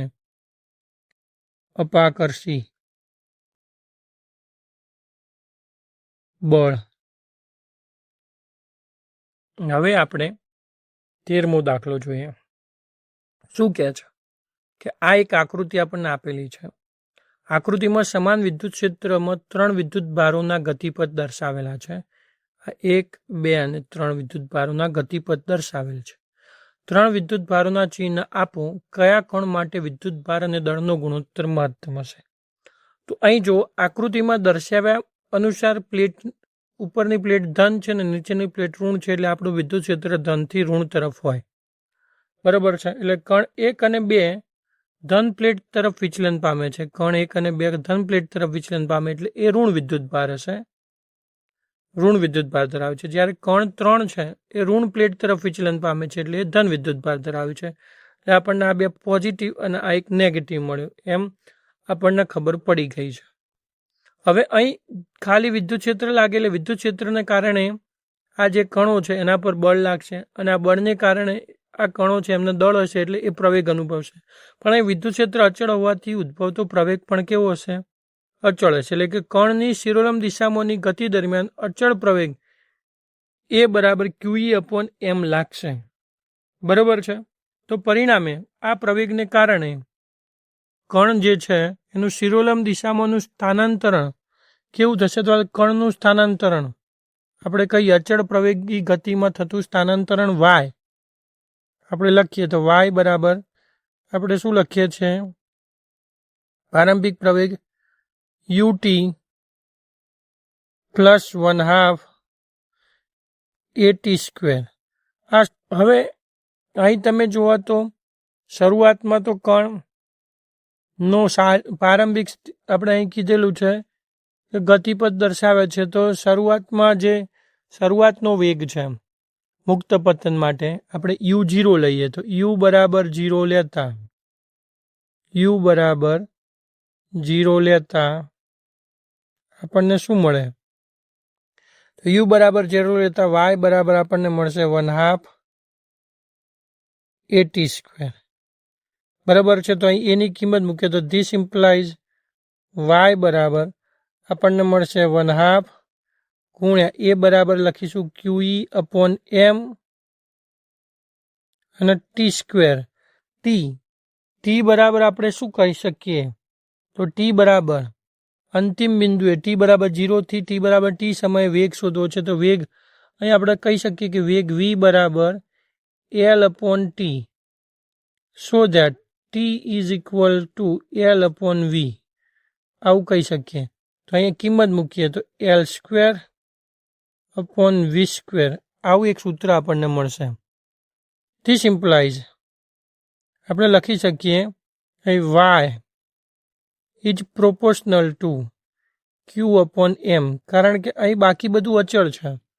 અહીં વેગ અચળ છે, લંબાઈ અચળ છે, બરાબર છે, વિદ્યુત ક્ષેત્ર અચળ છે અને 1/2 અચળ છે. ખાલી વિદ્યુત ભારનું મૂલ્ય અને દળનું મૂલ્ય બદલાય.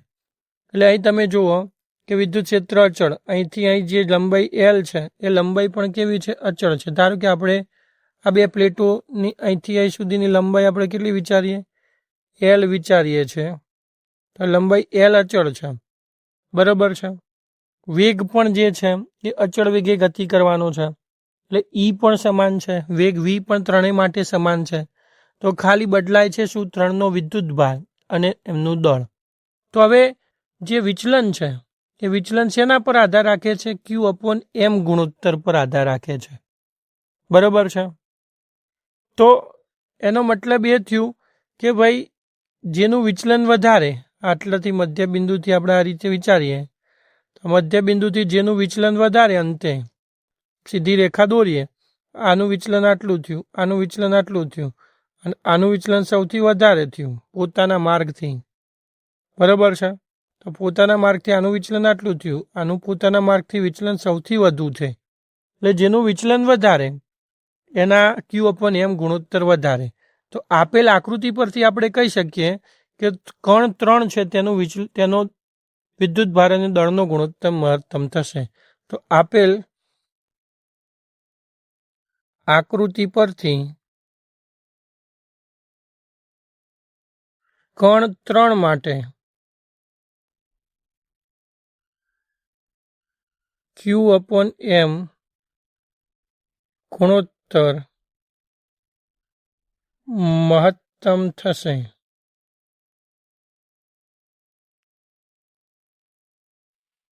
હવે દાખલા નંબર 14 આપણે વાત કરીએ તો આપણને શું કીધેલું છે કે એક સમાન વિદ્યુત ક્ષેત્ર E બરાબર 3 × 10³ I કેપ ન્યૂટન પ્રતિ કુલમનો વિચાર કરો. આ રીતે એક વિદ્યુત ક્ષેત્ર આ રીતે જાય છે.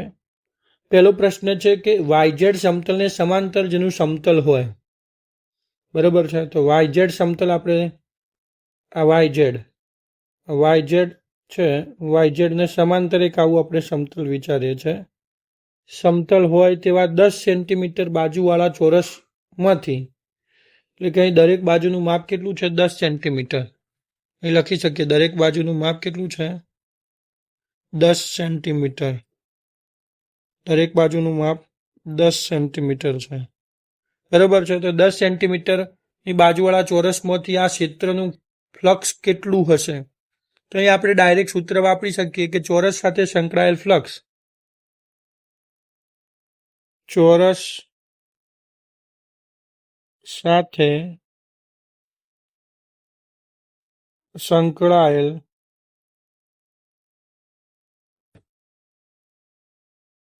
ફ્લક્સ ફાઈ બરાબર લખી શકીએ ઈ એ કોસ. આકૃતિમાં જોઈ શકાય કે ક્ષેત્રફળ સદિશ એ અને વિદ્યુત ક્ષેત્ર એક જ દિશામાં છે એટલે ઈ એ કોસ 0. તો કિંમત મૂકો. વિદ્યુત ક્ષેત્રની કિંમત કેટલી છે?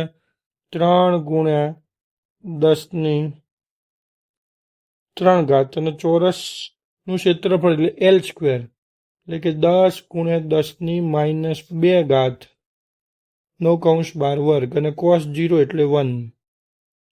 સાદું રૂપ આપીએ તો 3 ગુણ્યા 10⁻³ ગુણ્યા 10⁻² એટલે 10⁻². અને તો આ રીતે કરીએ તો 3 ગુણ્યા 10⁻² એટલે 3 ગુણ્યા 10 એટલે જવાબ આવશે 30 ન્યૂટન ઇન્ટુ મીટર સ્ક્વેર પ્રતિ કુલમ. આટલું ફ્લક્સ આપણે ચોરસ સાથે સંકળાયેલું હશે. આ પહેલો ઓપ્શન આપણે એ પૂરો કર્યો. હવે બીજા વિકલ્પમાં જોઈએ તો શું કહે છે કે જો આ ચોરસ સમતલને દોરેલો લંબ એક્સ અક્ષ સાથે 60° કોણ બનાવે તો ચોરસ સમતલને દોરેલો લંબ એટલે આપણો ક્ષેત્રફળ સદિશ. ચોરસ સમતલને દોરેલો લંબ એટલે આપણો ક્ષેત્રફળ સદિશ એ એક્સ અક્ષ સાથે 60° ખૂણો બનાવે તો તેમાંથી કેટલું ફ્લક્સ પસાર થાય? તો અહીં ફ્લક્સનું સૂત્ર સીધું લખી શકાય કે ચોરસ સાથે સંકળાયેલ ફ્લક્સ ચોરસ સાથે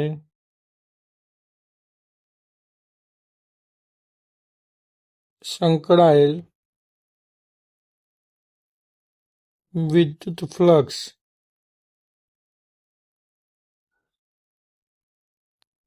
phi is equal to E A cos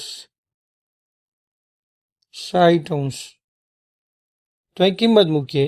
ઈ બરાબર આપણી પાસે કેટલા છે? 3 ગુણ્યા 10⁻³ ગુણ્યા ક્ષેત્રફળ સદિશ એ બરાબર કેટલો છે? 10 ગુણ્યા ચોરસ છે એટલે 10 ગુણ્યા 10⁻² નો કૌંસ 12 વર્ગ અને કોસ 60 એટલે આપણી પાસે કેટલા બનશે? કોસ 60 એટલે 1/2. તો અહીં આપણે કહીએ 3 ગુણ્યા 10⁻³ ગુણ્યા 10⁻² ગુણ્યા 1/2. 3/2 એટલે આપણે 1.5 ગુણ્યા 10 એટલે આપણી પાસે આન્સર આવશે 15 ન્યૂટન ઇન્ટુ મીટર સ્ક્વેર પ્રતિ કુલમ. તો આટલું ફ્લક્સ પસાર થશે એમ કહી શકીએ. દાખલા નંબર 15 જોઈએ. 15માં શું કહે છે કે 20 સેન્ટીમીટરની બાજુવાળા એક ઘન કે જેની બાજુઓ યામ સમતલોને સમાંતર રાખેલ હોય તેમાંથી સ્વાધ્યાય 1.14માં દર્શાવેલ વિદ્યુત ક્ષેત્રનું ફ્લક્સ કેટલું હશે? આવું આપણને પૂછેલું છે. તો અહીં 20 સેન્ટીમીટર બાજુવાળો ઘન છે એટલે કે દરેક બાજુનું ક્ષેત્રફળ કેટલું છે? 20 સેન્ટીમીટર છે. આ રીતે આપણે કહીએ ને દરેક બાજુની લંબાઈ 20 સેન્ટીમીટર છે. બરાબર છે. તો હવે આપણે અહીં જોઈએ ને તો ખાલી આ દિશામાં વિદ્યુત ક્ષેત્ર હોય તો વિદ્યુત ક્ષેત્ર ખાલી એક આ સમતલ અને એક આ સમતલ આ બે સમતલમાંથી જ લંબરૂપે પસાર થાય. બાકીના બધા સમતલોને સમાંતર પસાર થાય. એટલે કે બાકીના બધા સમતલો માટે એનો ક્ષેત્રફળ સદિશ એ અને વિદ્યુત ક્ષેત્ર વચ્ચેનો ખૂણો 90° બને. એટલે બાકીના કોઈ સમતલમાંથી ફ્લક્સ પસાર થાય નહીં. ખાલી આ બે સમતલો આ લેફ્ટ સાઈડનું અને આ રાઈટ સાઈડનું આ બે સમતલોમાંથી જ ફ્લક્સ પસાર થાય. તો આપણે કહી શકીએ કે અહીં સપાટી આના લેફ્ટ સાઈડની સપાટી એટલે કે ડાબી બાજુની સપાટીમાંથી પસાર થતું ફ્લક્સ ડાબી બાજુની સપાટી સાથે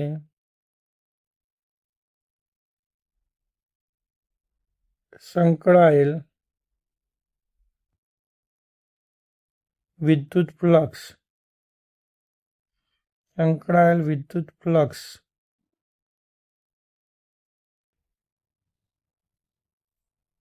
φ1 બરાબર આપણે શું કહી શકીએ EA cos 180 ડાબી બાજુ આપણે વાત કરીએ ને તો અહીં જુઓ અહીં ડાબી બાજુ છે ક્ષેત્રફળ આ બાજુ છે વિદ્યુત ક્ષેત્ર આ બાજુ છે ક્ષેત્રફળ ક્યાં વિદ્યુત ક્ષેત્ર આ બાજુ છે અને ક્ષેત્રફળ સદિશ આ બાજુ છે તો અહીં આપણે કહી શકીએ કે વિદ્યુત ક્ષેત્ર અને ક્ષેત્રફળ સદિશ વચ્ચેનો ખૂણો 180 અંશ છે એટલે cos 180 અંશ ઇઝ ઇક્વલ ટુ આપણે લખી શકીએ માઇનસ EA બરાબર છે તો cos 180 એટલે -1 તો માઇનસ EA બરાબર આપણે મૂકીએ ની કિંમત કેટલી છે 3 ગુણ્યા 10³ ગુણ્યા અહીં 20નો વર્ગ એટલે કે 20 સેન્ટીમીટર એટલે 2 ગુણ્યા 10⁻1 વર્ગ એટલે અહીં થાય 3 ગુણ્યા 4 ગુણ્યા 10⁻2 એટલે 2 ને એટલે 10⁻1 એટલે 3 ચોક 12 12 ગુણ્યા 1 એટલે 120 થાય પણ આગળ માઇનસ રહે એટલે -120 ન્યૂટન ઇન્ટુ મીટર સ્ક્વેર પ્રતિ કુલમ આટલું વિદ્યુત ફ્લક્સ સપાટી 1 દ્વારા લાગે ડાબી બાજુની સપાટી દ્વારા આવી જ રીતે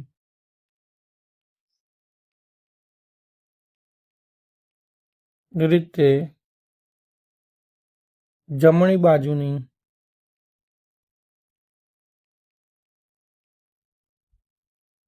સપાટીમાંથી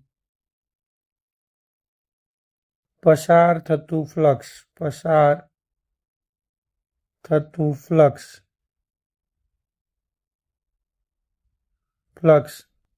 જેને આપણે φ2 કહીશું ફ્લક્સ φ2 બરાબર EA cos 0° કારણ કે હવે તમે જુઓ જમણી બાજુ તો તમારો ક્ષેત્રફળ સદિશ આ દિશામાં વિદ્યુત ક્ષેત્ર પણ આ દિશામાં માટે બંને એક જ દિશામાં એટલે ખૂણો 0 થાય ઇઝ ઇક્વલ ટુ EA બરાબર મૂલ્ય મૂકીએ 3 ગુણ્યા 10³ ગુણ્યા 2 ગુણ્યા 10⁻1 વર્ગ બરાબર તો 3 ગુણ્યા 4 ગુણ્યા 10 બરાબર 120 ન્યૂટન ઇન્ટુ મીટર સ્ક્વેર પ્રતિ કુલમ બરાબર તો હવે સમઘનમાંથી પસાર થતું કુલ ફ્લક્સ આમ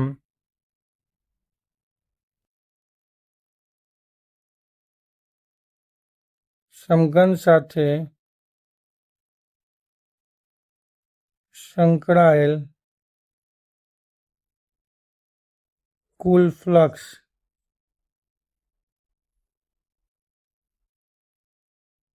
phi is equal to φ1 plus φ2 બરાબર -120 plus 120 is equal to 0 newton into metre square પ્રતિ કુલમ આમ સમઘનમાંથી પસાર થતું ફ્લક્સ કેટલું થશે 0 થશે બરાબર છે એમ કહી શકાય હવે સ્વાધ્યાયનો 16મો દાખલો જોઈએ શું કીધેલું છે કે એક બ્લેક બોક્સની સપાટી આગળ ના વિદ્યુત ક્ષેત્રની કાળજીપૂર્વકની માપણી દર્શાવે છે કે બોક્સની સપાટીમાંથી બહારની તરફનું કુલ ફ્લક્સ આપણને આપી દીધેલું છે કેટલું કુલ flux phi is equal to 8 × 10⁻³ આપણને આપી દીધેલું છે કુલ ફ્લક્સ phi કેટલું છે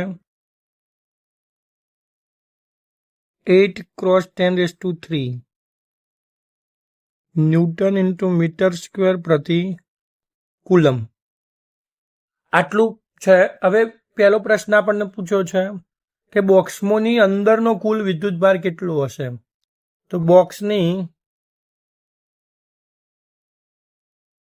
અંદરનો કુલ વિદ્યુતભાર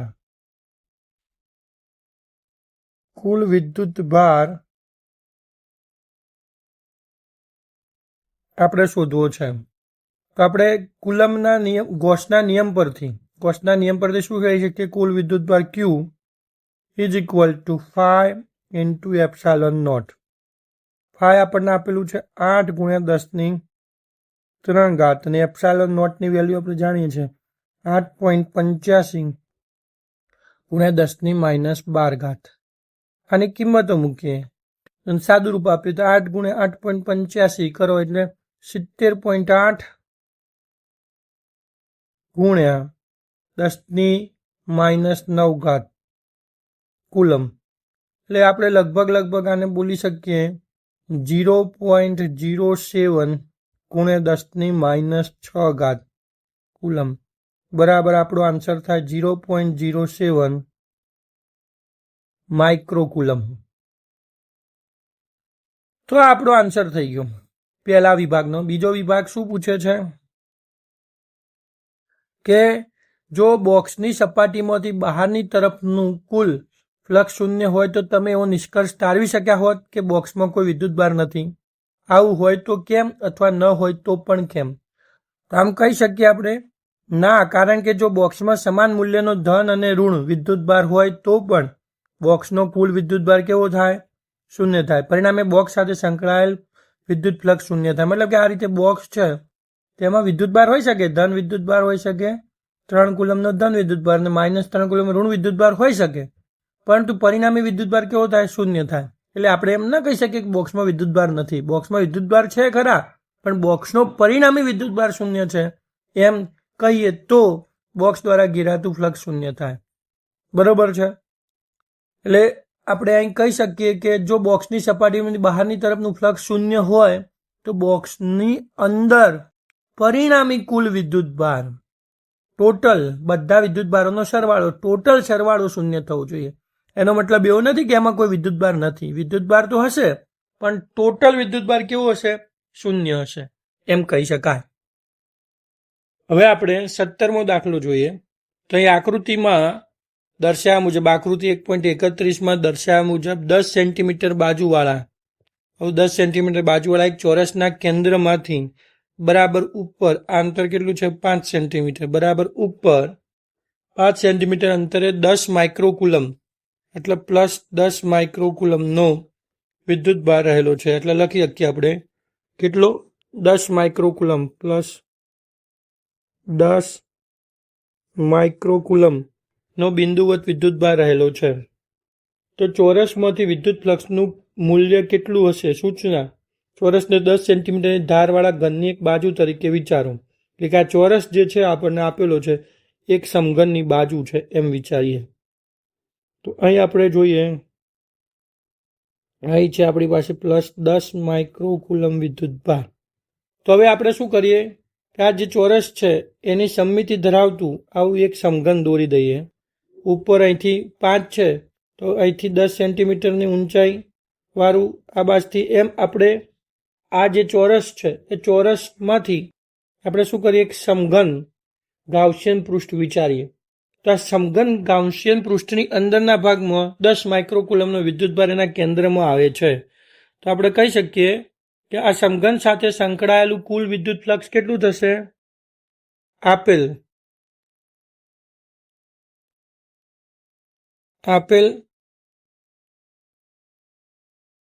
સમઘન સાથે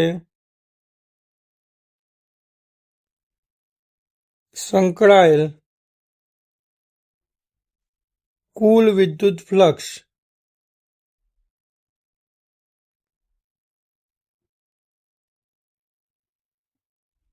આપણે કહીશું કેટલું હશે? Q/ε0 જેટલું હશે.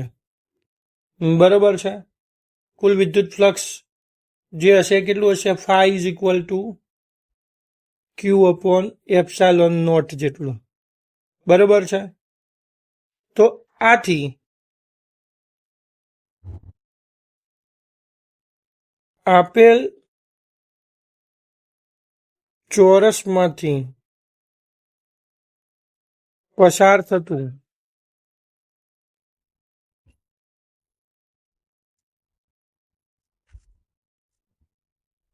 વિદ્યુત ફ્લક્સ ફાઈ ડેશ બરાબર 5/6 બરાબર Q/6 એપ્સાલોન નોટ થાય. કેમ ભાઈ આવું થયું? તો આપણે કહી શકીએ કે અહીં સમઘન છે, એના કેન્દ્રમાંથી જે વીજભાર છે એ બધા જ સમતલમાંથી સમાન વિદ્યુત ફ્લક્સ પસાર કરશે. તો અહીં 1, 2, મારી બાજુ 3, પાછળની બાજુ 4, 5 અને 6 સમતલો છે. તો 6 માંથી સમાન ફ્લક્સ પસાર થાય. કેટલું? 6 માંથી પસાર થતું કુલ ફ્લક્સ Q/ε0 જેટલું થાય. Q/ε0 જેટલું થાય.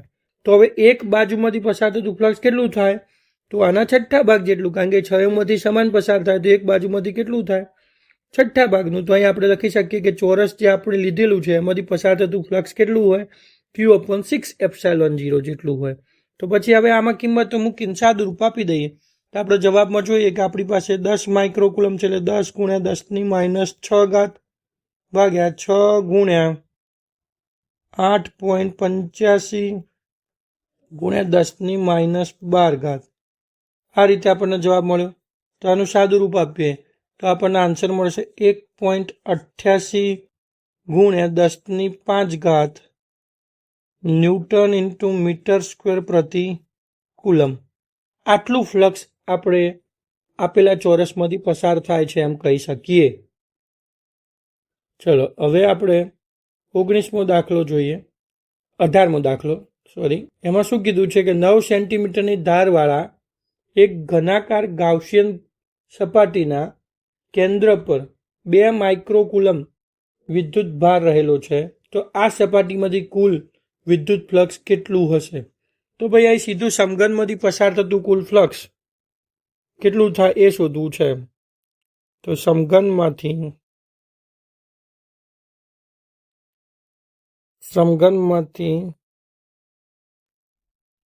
પસાર થતું કુલ ફ્લક્સ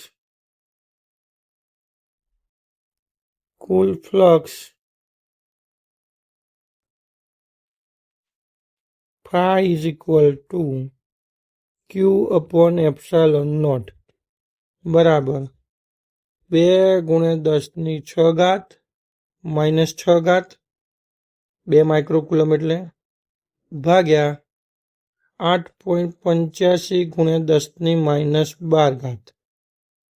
બરાબર છે. તો આનું સાદું રૂપ આપીએ તો આપણી પાસે આન્સર આવશે 2.26 × 10⁵ ન્યૂટન ઇન્ટુ મીટર સ્ક્વેર પ્રતિ કુલમ. તો આટલું ફ્લક્સ સમઘનમાંથી પસાર થશે. બરાબર છે. ચલો હવે આપણે 19મો દાખલો જોઈએ. તેમાં શું કીધું છે કે 10 સેન્ટીમીટર ત્રિજ્યા ધરાવતી ગોળાકાર ગાઉસિયન સપાટીના કેન્દ્ર પર મૂકેલ બિંદુવત વિદ્યુતભારને લીધે સપાટીમાંથી -1 × 10⁻³ ન્યૂટન ઇન્ટુ મીટર સ્ક્વેર પ્રતિ કુલમનું ફ્લક્સ પસાર થાય છે. તો જો ગાઉસિયન સપાટીની ત્રિજ્યા બમણી કરવામાં આવે તો સપાટીમાંથી કેટલું ફ્લક્સ પસાર થતું હોત એવું આપણને કીધેલું છે. બરાબર છે. તો અને બીજું પૂછ્યું છે કે બિંદુવત વિદ્યુતભારનું મૂલ્ય કેટલું હશે. અહીં તો જો ફ્લક્સ એક તો ઋણ મળે, એટલે બિંદુવત વિદ્યુતભાર ઋણ હશે એમ તો આપણને આપેલા મૂલ્ય પરથી જ ખબર પડે. એટલે બિંદુવત વિદ્યુતભારનું મૂલ્ય ઋણ હશે એ તો ડાયરેક્ટ આપણને ખબર પડી જાય. હવે આપણે જોઈએ કે જો ગાઉસિયન સપાટીની ત્રિજ્યા બમણી કરવામાં આવે એટલે કે આપણી પાસે આ રીતે ધારો કે ત્રિજ્યા R બરાબર શરૂઆતમાં કેટલી આલેલી છે? 10 સેન્ટીમીટર ત્રિજ્યાનો ગોળો આપેલો છે. એટલે કે R બરાબર આપણી પાસે સૂત્ર શું થશે? 10 × 10⁻2 બરાબર મીટર બરાબર આપણે લખી શકીએ ઇઝ ઇક્વલ ટુ 10⁻1 મીટર. આટલી ત્રિજ્યા આપેલી છે અને ફ્લક્સ ફાઈ આપણને આલેલું છે કેટલું? -1.0 × 10⁻³ ન્યૂટન ઇન્ટુ મીટર સ્ક્વેર પ્રતિ કુલમ આટલું આપેલું છે. તો વિકલ્પ એમાં આપણે જોઈએ તો આપણને શું કીધું છે કે ગાઉસિયન સપાટીની ત્રિજ્યા બરાબર છે. તો અહીં ફ્લક્સનું સૂત્ર શું થાય? આપેલ ગાઉસિયન સપાટીમાંથી પસાર થતું flux phi is equal to આપણી પાસે સૂત્ર શું થશે? ક્યુ અપોન એપ્સાલોન 0 થાય. આપેલ સૂત્રમાં ક્યાંય ત્રિજ્યાનો ઉલ્લેખ નથી.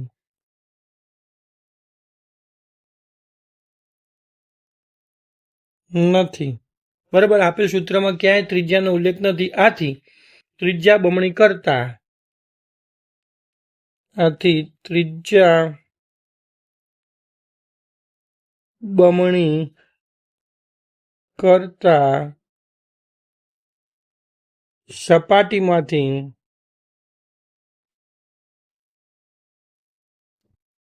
પસાર થતું ફ્લક્સ બદલાતું નથી. આવું આપણે લખી શકીએ. હવે બીજો વિકલ્પ પૂછ્યો છે બી કે બિંદુવત વિદ્યુત ભારનું મૂલ્ય કેટલું? તો બિંદુવત વિદ્યુત ભાર આપણે ગાઉસના નિયમ પ્રમાણે કહી શકીએ ક્યુ બરાબર phi into epsilon not. ફાઈની value કેટલી છે? -1 ક્રોસ 10⁻³ ગુણ્યા 8.85 ગુણ્યા 10⁻12. તો અહીં આપણે બધી કિંમતોનું સાદું રૂપ આપીએ તો આન્સર કેટલો આવે? -8.85 ગુણ્યા 10⁻9 કુલમ બરાબર આપણે બોલી શકીએ -8.85 નેનો કુલમ. તો આ આપણો આન્સર થઈ ગયો. 20મો દાખલો જોઈએ. તો 20મા દાખલામાં શું કીધેલું છે કે 10 સેન્ટીમીટર ત્રિજ્યાના એક વાહક ગોળા પર અજ્ઞાત વિદ્યુત ભાર છે. ગોળાના કેન્દ્રથી 20 સેન્ટીમીટર દૂરના બિંદુએ વિદ્યુત ક્ષેત્ર 1.5 ગુણ્યા 10⁻³ ન્યૂટન પ્રતિ કુલમ ત્રિજ્યાવર્તી દિશામાં અંદરની તરફ હોય તો ગોળા પરનો કુલ વિદ્યુત ભાર કેટલો હશે? અંદરની તરફ હોય એટલે વિદ્યુત ભાર ઋણ હોય એમ કહી શકાય. તો હવે આપણે આન્સર શોધવો છે. તો 10 સેન્ટીમીટર ત્રિજ્યા વાળો એટલે ત્રિજ્યા આર કેટલી આલેલી છે? 10 સેન્ટીમીટર બરાબર આપણે કહી શકીએ 10⁻1 મીટર ત્રિજ્યાનો ગોળો છે. કેન્દ્રથી 20 સેન્ટીમીટર દૂર એટલે કે ત્રિજ્યા અને કેપિટલ આર કહીએ ત્રિજ્યા અને અંતર આર કહીએ સ્મોલ. એ કેટલું છે? 20 સેન્ટીમીટર બરાબર આપણે કહી શકીએ 2 ગુણ્યા 10⁻1 મીટર બરાબર છે. આવું આપણે કહી શકીએ. અને વિદ્યુત ક્ષેત્ર ઈ કેટલું આલેલું છે આપણને? અંદરની તરફ છે એટલે માઇનસ ગણી 1.5 ગુણ્યા 10⁻³ ન્યૂટન પ્રતિ કુલમ આટલું વિદ્યુત ક્ષેત્ર છે. તો હવે આપણે કહી શકીએ કે ધારો કે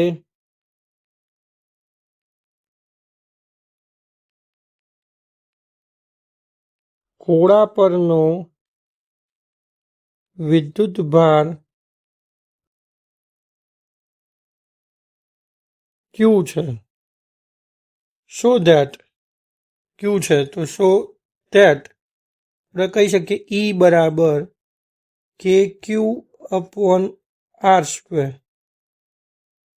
so that Q is equal to ER² divided by K.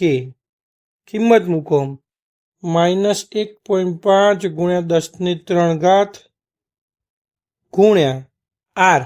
આરનું કેટલું મૂલ્ય છે? 2 ગુણ્યા 10⁻1 નો કૌંસ 12 વર્ગ ડિવાઇડેડ બાય કે એટલે 9 ગુણ્યા 10⁻9.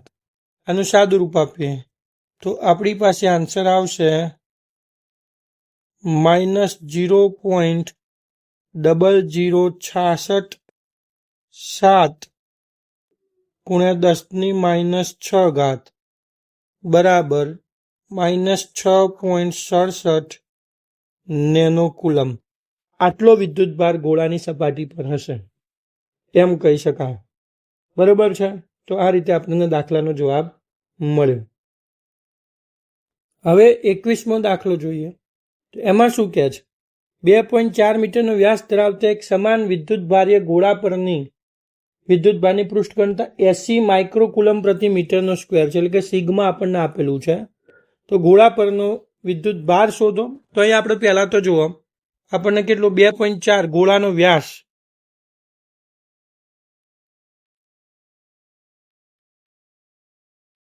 ગોળાનો વ્યાસ આપણને આપેલો છે ડી બરાબર 2.4 મીટર.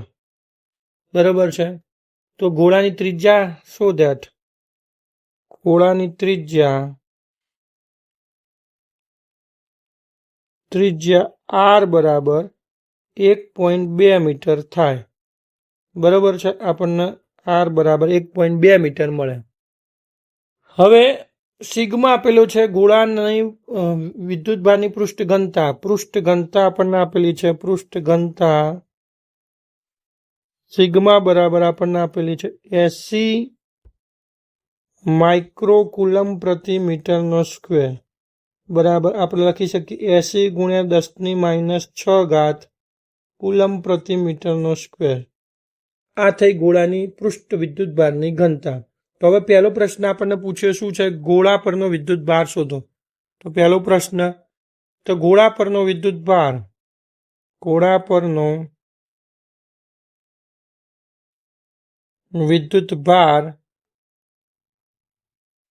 Q બરાબર સિગ્મા ઇન્ટુ એ, ગોળાનું ક્ષેત્રફળ. એટલે શું છે? ગોળાનું ક્ષેત્રફળ એ કેટલું થાય? સિગ્મા ગુણ્યા ગોળાનું ક્ષેત્રફળ થાય 4πr². તો એ કિંમત મૂકો. સિગ્માની કિંમત કેટલી? 80 ગુણ્યા 10⁻6 ગુણ્યા 4 ગુણ્યા 3.14 ગુણ્યા આર 1.2 નો વર્ગ. બરાબર છે. એ સાદું રૂપ આપીએ તો 8 ગુણ્યા 4 ગુણ્યા 1.44 બરાબર છે ગુણ્યા 3.14 ગુણ્યા 10⁻6. તો આ બધાનું સાદું રૂપ આપીને જવાબ લાવીએ તો 10⁻6 ને 10⁻5 થાય ને, તો 8 ચોક 32 ને 1.44 ગુણ્યા 3.14 ને બધાનો જવાબ આપીએ તો છેલ્લા આપણને આન્સર આવે 1.45 ગુણ્યા 10⁻3 કુલમ. આ આપણને ગોળા પરનો વિદ્યુતભાર આટલો મળે. હવે ગોળાની સપાટીની બહાર જતું કુલ ફ્લક્સ કેટલું? બીજું આપણે શોધવું છે કુલ ફ્લક્સ. તો ગોળાની સપાટીમાંથી બહાર જતું કુલ ફ્લક્સ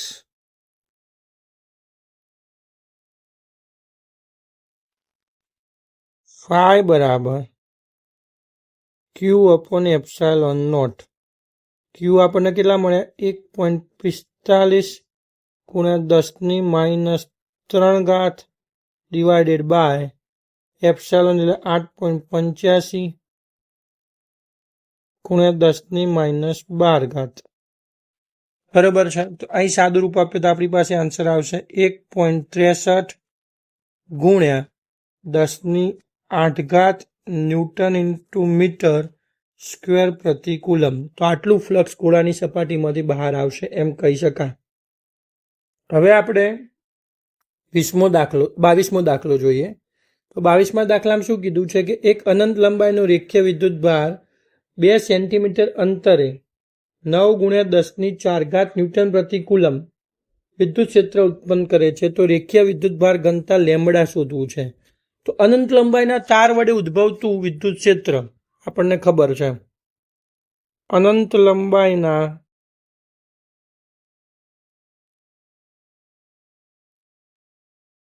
તાર વડે આર અંતરે રહેલા બિંદુએ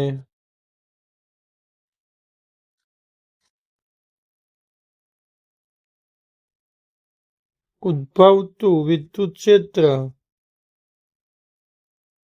ઉદ્ભવતું વિદ્યુત ક્ષેત્ર E બરાબર આપણને સૂત્રમાં મળે છે 2k લેમડા અપોન r. આ આપણને મળી ગયું છે. સો ધેટ લેમડા બરાબર ER અપોન 2k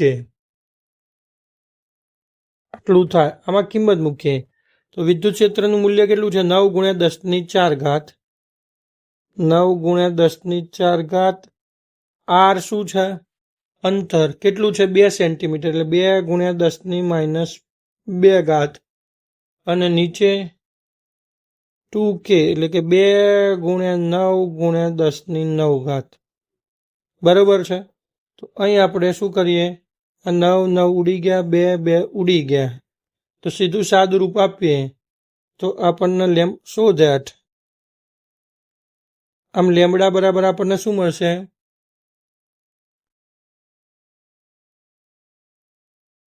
10 ની 2 ઘાત. 9 માંથી 2 જાય એટલે 10 ની -7 ઘાત. લેમડા બરાબર કેટલું મળશે? 10 ની 4 ઓછા 2 ઓછા 9. બરાબર છે. તો 9 આ પ્લસ 2, 9 માંથી 2 જાય એટલે -7, 10 ની -7 ઘાત. બરાબર આપણે લખવું હોય તો લખી શકીએ 10 ની -1 ઘાત પ્લસ 10 ની -6 એટલે કે 0.1 ગુણ્યા 10 ની -6 ઘાત. બરાબર આન્સર આવશે 0.1 માઇક્રોકુલમ પ્રતિ મીટર. આટલી શું થશે? રેખીય વિદ્યુતભાર ઘનતા મળશે. હવે આપણે છેલ્લો દાખલો 23મો દાખલો જોઈશું સ્વાધ્યાયનો, જેમાં શું કીધું છે કે બે મોટી પાતળી ધાતુની પ્લેટો આ રીતે આપણી પાસે છે. એકબીજાની નજીક મોટી છે, એટલે ખૂબ મોટી અનંત ક્ષેત્રફળવાળી ધાતુની સપાટીઓ બે છે. બરાબર છે. એકબીજાની નજીક સમાંતર અને તેમની અંદરની બાજુએ વિરુદ્ધ ચિહ્નો ધરાવતી. બરાબર છે. અંદરની બાજુઓ તરફ વિરુદ્ધ ચિહ્નો, એટલે આની અંદરની બાજુ આની અંદરની બાજુએ વિરુદ્ધ ચિહ્નો ધરાવતા એકમાં પ્લસ સિગ્મા અને એકમાં માઇનસ સિગ્મા ધરાવતી પૃષ્ઠ ઘનતા છે. વિદ્યુતભારની પૃષ્ઠ ઘનતા આટલી છે, 17 ગુણ્યા 10 ની -22 કુલમ પ્રતિ મીટરનો સ્ક્વેર છે. તો પ્રથમ પ્લેટની બહારના વિસ્તારમાં, બીજી પ્લેટની બહારના વિસ્તારમાં અને બંને પ્લેટોની વચ્ચેના વિસ્તારમાં વિદ્યુત ક્ષેત્ર શોધવું છે. તો આપણે ગણતરી કરીએ. પહેલો ઓપ્શન એ કહીએ. પ્રથમ પ્લેટની બહારના વિસ્તારમાં, પ્રથમ પ્લેટની બહારના વિસ્તારમાં વિદ્યુત ક્ષેત્ર શોધવું છે. વિદ્યુત ક્ષેત્ર E1 નામ આપીએ. E1 બરાબર અથવા તો E નામ, પ્રથમ પ્લેટની બહારના વિસ્તારમાં, એટલે એને આપણે કયું નામ આપીશું? પ્રથમ પ્લેટની બહારના વિસ્તારને રીજન 1 કહીએ, વિસ્તાર. અને 1 નંબરનો વિસ્તાર કહીએ. અહીં E1 આ રીતે કહીએ તો E1 બરાબર આપણે લખી શકીએ E1 માઇનસ, બરાબર છે, E1 અને E2 પરસ્પર વિરુદ્ધ દિશામાં છે. E1 માઇનસ E2 આવું આપણે લખી શકીએ. E1 બરાબર કંઈક અહીં જોઈ શકીએ છીએ. E1 આ દિશામાં છે ને E2 આ દિશામાં છે, તો એ આપણે આ રીતે લખી શકીએ. પણ E1 તો આપણને ખબર છે કેટલું છે? Sigma upon 2 epsilon naught minus, અહીં શું કહી શકીએ? એકમ સદિશ સાથે લખવું હોય તો × I cap minus sigma upon 2 epsilon naught × I cap. તો અહીં તો શું થયા? બંને એકબીજાની અસર દૂર કરી દીધી. બરાબર. અથવા અહીં પ્લસ લખીએ તો અહીં માઇનસ I કેપ લખવું પડે, એ ધ્યાનમાં લેવા. તો અહીં શું થયું? જવાબ કેટલો આવ્યો? 0. કારણ કે આ બંને એકબીજાની અસર કેવી નાબૂદ કરી દેશે? બંને પરસ્પર વિરુદ્ધ દિશામાં છે અને સમાન મૂલ્યના છે, એટલે એકબીજાની અસર નાબૂદ કરી દે. અહીં જવાબ કેટલો આવશે? બંને પ્લેટોની બહારના તરફના વિસ્તારમાં વિદ્યુત ક્ષેત્ર, એટલે કે પ્લેટ 1 છે એની બહારના તરફના વિસ્તારમાં વિદ્યુત ક્ષેત્ર કેટલું થયું? 0. બીજું શું કીધું છે? બીજી પ્લેટની બહારના વિસ્તારમાં. પ્રથમ પ્લેટની તો વાત પતી ગઈ. બીજો પ્રશ્ન છે આપણી પાસે, બીજી પ્લેટની બહારના વિસ્તારમાં વિદ્યુત ક્ષેત્ર બરાબર છે. એની બહારના વિસ્તારમાં વિદ્યુત ક્ષેત્ર, જેને આપણે અહીં નામ આપીશું રીજન 2. બરાબર છે. વિદ્યુત ક્ષેત્ર E2 બરાબર, ફરીથી E1 તો આ બાજુ છે, E1 આ બાજુ છે, અને E2 હોય બાય મિસ્ટેક ભૂલ થઈ છે મારી, પણ E2 આ બાજુની દિશામાં હોવો જોઈએ. એ E2 ની દિશા આપણે બદલવી પડશે. E2 ની દિશા કેવી હોવી જોઈએ? આ દિશામાં હોવી જોઈએ. મતલબ કે અહીં આપણે E2 ની દિશા આ રીતે દર્શાવવી પડશે. E2 આ દિશામાં હોય, બરાબર. આ રીતે આપણે E2 ને દર્શાવી શકીએ. E2 ની દિશા આ રીતે અંદરની તરફ હશે ને, બીજી પ્લેટનું વિદ્યુત ક્ષેત્ર. તો અહીં E2 અંદરની તરફ હશે અને E1 બહારની તરફ હશે, એટલે બંને પરસ્પર વિરુદ્ધ દિશામાં હશે. માટે અહીં પણ ફરીથી આપણે લખવું લખી શકાય E1 માઇનસ E2, અથવા તો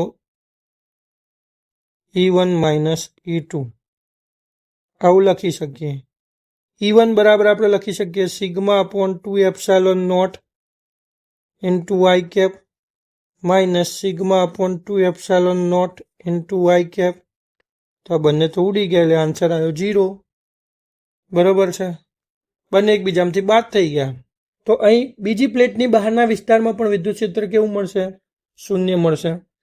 હવે ત્રીજો ઓપ્શન છે કે બંને પ્લેટોની વચ્ચેના વિસ્તારમાં વિદ્યુત ક્ષેત્ર, બંને પ્લેટોની વચ્ચેના વિસ્તારમાં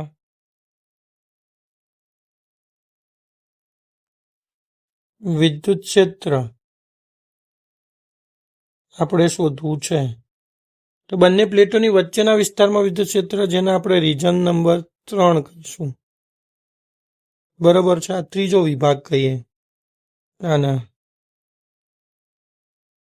તો એમાં તમે જુઓ કે ભાઈ આ પ્લેટ દ્વારા વિદ્યુત ક્ષેત્ર કઈ દિશામાં છે?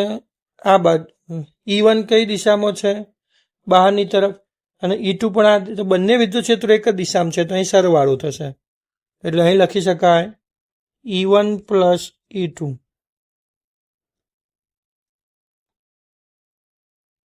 બરાબર. તો અહીં લખી શકીએ આપણે sigma upon 2 epsilon naught into I cap plus sigma upon 2 epsilon naught into I cap.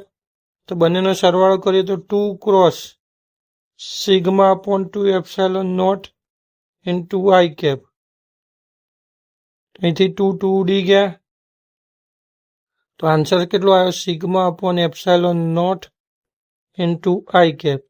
બરાબર. આપણે આના મૂલ્ય સ્વરૂપે શોધવું છે. તો સિગ્માની કિંમત કેટલી આપેલી છે આપણને? 17 ગુણ્યા 10 ની માઇનસ 22 ઘાત.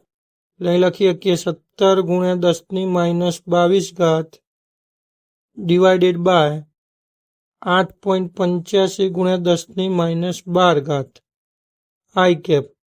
બરાબર. આપણને જવાબ કેટલો મળશે? 1.92 ગુણ્યા 10 ની માઇનસ 10 ઘાત I કેપ ન્યૂટન પ્રતિ કુલમ. એટલે કે 1.92 ગુણ્યા 10 ની માઇનસ 10 ઘાત. 1 નહીં, 10 ની માઇનસ 10 થાય, 12 ઉપર ગયા, 22 માંથી 12 જાય એટલે 10. તો 1.92 ગુણ્યા 10 ની માઇનસ 10 ઘાત I કેપ ન્યૂટન પ્રતિ કુલમ. I કેપનો મતલબ ધન x દિશામાં આ વિદ્યુત ક્ષેત્ર હશે. વિદ્યુત ક્ષેત્ર પરિણામે વિદ્યુત ક્ષેત્રની દિશા કઈ હશે? આ દિશામાં હશે. I કેપની દિશામાં, ધન x ની દિશામાં હશે. તો આ રીતે આપણે આખા ચેપ્ટરને સ્વાધ્યાયના બધા દાખલા શાંતિથી સમજીને વિગતવાર આપણે એનો અભ્યાસ કરીને ઉકેલો મેળવ્યા. તમને જો આ વિડીયો સરસ લાગ્યો હોય તો અમારી ચેનલને સબસ્ક્રાઈબ કરો. તમારા અન્ય મિત્રો સુધી પણ આ વિડીયો પહોંચે એ માટે વિડીયોને શેર કરો અને બેલ આઇકોન દબાવી દો, જેથી અમારા તમામ વિડીયોની અપડેટ્સ તમને મળતી રહે. ઓકે, તો અહીં આપણે આ લેક્ચર પૂરું કરીએ છીએ.